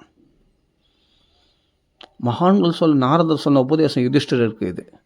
நாரதரே குருவாக இருந்த உபதேசம் பண்ணது இந்த வார்த்தை. இந்த வார்த்தையை நம்ம மனசில் தரிச்சுட்டோம்னா, நம்ம நாரதரே குருவான நினச்சி தரிச்சுட்டோம்னா பெரிய மாயிலிருந்து ஒன்று விடுவிச்சிடும். இந்த மாயப்பட்டிருக்காது. இதனால தான் எல்லா பகைகளும் உண்டாகுது. அஞ்ஞானிகள் முகத்தை பார்த்து நீ அஞ்ஞானிகள் ஆகாத. அவர்களை எள்ளும் புல்லும் வெடிக்கிற மாதிரி கோவப்பட நீயும் கோவப்படாத. அவர்கள் முகத்தை பார்த்து அவர்கள் பொய்யானவர்கள். நீ பகவத்கீதை பாகவதம் படித்தவன், விஷயம் புரிஞ்சவன். நீ இவர்கள் அனர்த்தத்தினால் பாதிக்கப்பட்டவர்கள். அவர்கள் கோபத்தாவை பறதுலேருந்தே தெரியுது இல்லையா பாதிக்கப்பட்டவர்கள். இந்த கலியினுடைய நோயால் பாதிக்கப்பட்டவர்கள், கலின்னா சண்டை சச்சரவுகள் நிறைஞ்ச அப்படிப்பட்ட அதர்மத்தினால, துன்பங்களால், தோஷங்களால், கலி தோஷத்தினால பாதிக்கப்பட்டவர்கள் நல்லா தெரியுது இல்லையா? அவர்கள பார்த்து நீ ஏன் அவர்கள மாதிரி நீயும் மாறிடுற? நீயும் அப்படின்னா நீயும் அவர்களோட சண்டை போடுறன்னா, வாக்குவாதம் பண்ணுற, நீயும் கலி தோஷத்தினால் பாதிக்கப்பட்டவன் தான். ஆமாம், நீ பெரிய அவர்கள் பிச்சைக்காரன்னா நீ பிச்சைக்காரன் ஆகிடுவியா? நீ பெரிய பணக்காரன் அல்லவா? இந்த ஆத்ம லாபன்ற சொத்து அடைஞ்ச, பாகவதன்ற சொத்து அடைஞ்சவன் பெரிய ஒரு துர்க்கபாலன். அப்படியேப்பட்ட பகவானுடைய பாதுகாப்பில் இருக்கக்கூடியவன் அல்லவா நீ? ஆனந்தமாக இருக்க வேண்டாமா? அஞ்ஞானிகள் போல் நீ ஏன் துக்கப்பட்டு இருக்க? சந்தோஷமாக இருக்க வேணாமா? நம்ம யாரை பற்றும் பெரிய பணக்காரனா சந்தோஷமாக இருக்கானா, அவனை பார்த்து காரு பங்களாவை பார்த்து பொறாமப்பட வேண்டிய அவசியமும் இல்லை. அவன் தான் துன்பமாக இல்லையா? நல்லா தானே இருக்கிறாங்க, சந்தோஷமாக இருக்காங்க, இருக்கட்டும். ஆனால் நீங்கள் பணம் சொத்து சுகத்தினால துன்பம் வரும்னு சொல்கிறீங்களே, நீ என்ன நேரில் போய் பார்த்தியா? அவருக்கு எவ்வளோ பிக்கல் பிடுங்களை அனுபவிக்கிறான்னு நம்மளுக்கு தெரியாது, வெளியே காமிச்சிக்க மாட்டாங்க. இது மாதிரி பாருங்க, அதெல்லாம் விடுங்க. நம்மளுக்கு சாஸ்திரம் சொல்லியிருக்கா இல்லையா? இது நிம்மதி கொடுக்காது, நிம்மதி கெடுக்கும்னு. அவ்வளோதான், அதை நம்பின்னு போ. அவர்கள் பிக்கல் பிடுங்களை அனுபவிக்கிறாங்க இல்லையான்றது அவங்க உள்ளே போய் பூந்து பார்த்தா லட்சக்கணக்காக கோடிக்கணக்கான விஷயங்களை அப்படியே கொட்டுறாங்க. அவ்வளோ ப்ராப்ளம்ஸை ஃபேஸ் பண்ணிட்டு வெளிப்புறமாக சிரிக்கிறாங்க. ஆட கடவுளே, இதுதான் அவங்க ஒரிஜினலான நிலை. இது ஓணுமா எனக்கு? இங்கேருந்து பார்க்கும்போது அது செழிப்பாகிற மாதிரி தோணும். அங்கே போய் உள்ளே பூந்து பார்த்தா தான் தெரியும் அவங்களுக்கு எவ்வளோ குடைச்சல் அனுபவிக்கிறாங்கன்ட்டு. அந்த பணக்காரர்கள் அந்த துன்பம் தனக்கு வரலையே இவன் கஷ்டப்படுறான், ஏழைப்பட்டவன். பகவான் உன்னை ரிலீஃப் பண்ணி வச்சுருக்கான், நிம்மதி கொடுத்து உனக்கு இந்த துன்பங்களால் பாதிக்கப்படாதபடி உனக்கு பெரிய விடுதலை கொடுத்துருக்கான். அதை பயன்படுத்தி தெரியல. அப்போ உண்மையான சொத்து எது? இந்த நிலபுலன்களா, அழகான மனைவியா, இல்லை பணம், பொருள், காரு, பங்களா, வீடு, வாசல், இவைகள் தான் உண்மையான சொத்தா? இல்லை பாகவதம் உண்மையான சொத்தா? அப்படின்னா பாகவதம் தான் உண்மையான சொத்து. நம்ம அகிஞ்சன வித்தா என்ற சொத்துக்கள் மேலே பட்டுதல் விட்டவனுக்கு பகவானே பெரிய சொத்தாக இருப்பானான். பகவான் அந்த பக்தரில் சொத்தாக அவளை காப்பாற்றுவானான். ஒரு சொத்தை எப்படி காப்பாற்றுவானோ அது மாதிரி பகவான் பேராசக்காரன், பக்தர்களையே சொத்தாக கொண்டு அந்த பக்தரை அப்படி ரட்சிக்கிறானான். புரிஞ்சுக்கணும். அதனால் ஒவ்வொரு விஷயத்தில் நம்ம இல்லற விஷயத்துலேயே நம்ம அன்றாடம் ஃபேஸ் பண்ணுறோம் இல்லையா? அன்றாடம் ஃபேஸ் பண்ணக்கூடிய விஷயத்துலேயே நீ இதை கடைப்பிடிக்கும்பொழுது நீ ஏற்படுகின்ற மாற்றத்தை உணரலாம். நீ பெருசாக நான் உலகத்தை தியாகம் பண்ணிட்டேன், நான் சன்னியாசம் வாங்கிக்கிறேன் அதெல்லாம் தேவையில்லை. நீ இல்லறத்தில் இருந்து கொண்டே மனசால் எதெல்லாம் துறக்கிறியோ, பட்டுதலை துறக்கிறியோ, அவ்வளோ ரிலீஃப் உனக்கு, அவ்வளோ அமிர்தத்தை அனுபவிப்பேன். அமிர்தம் நிலையான அந்த சாந்தி அனுபவிப்பேன், ஆனந்தத்தை அனுபவிப்பேன், பக்தியில் முன்னேற்றம் அடைவேன். இதை தான் பகவத்கீதையில் பகவான் சொல்கிறான். பகவானை குருவார்த்து இதை யார் கடைபிடிக்கிறார்களோ அவளுக்கு க்ஷேமத்தை தவிர வேறு எதுவுமே கிடையாது. ராம ராம ராம. டைம் ஆயிடுச்சு. ராம ராம ராம ராம. ஸ்ரீ ராமநாम संकीर्तन की जय, आंजनेय स्वामी की जय, श्रीमद् भागवत भगवान की जय, श्रीमद् भगवद्गीता भगवान की जय, सगल साधु मल की श्रीमद् राम रामायण भगवान की जय, सगल साधु मल की जय. राम राम राम राम राम राम राम राम.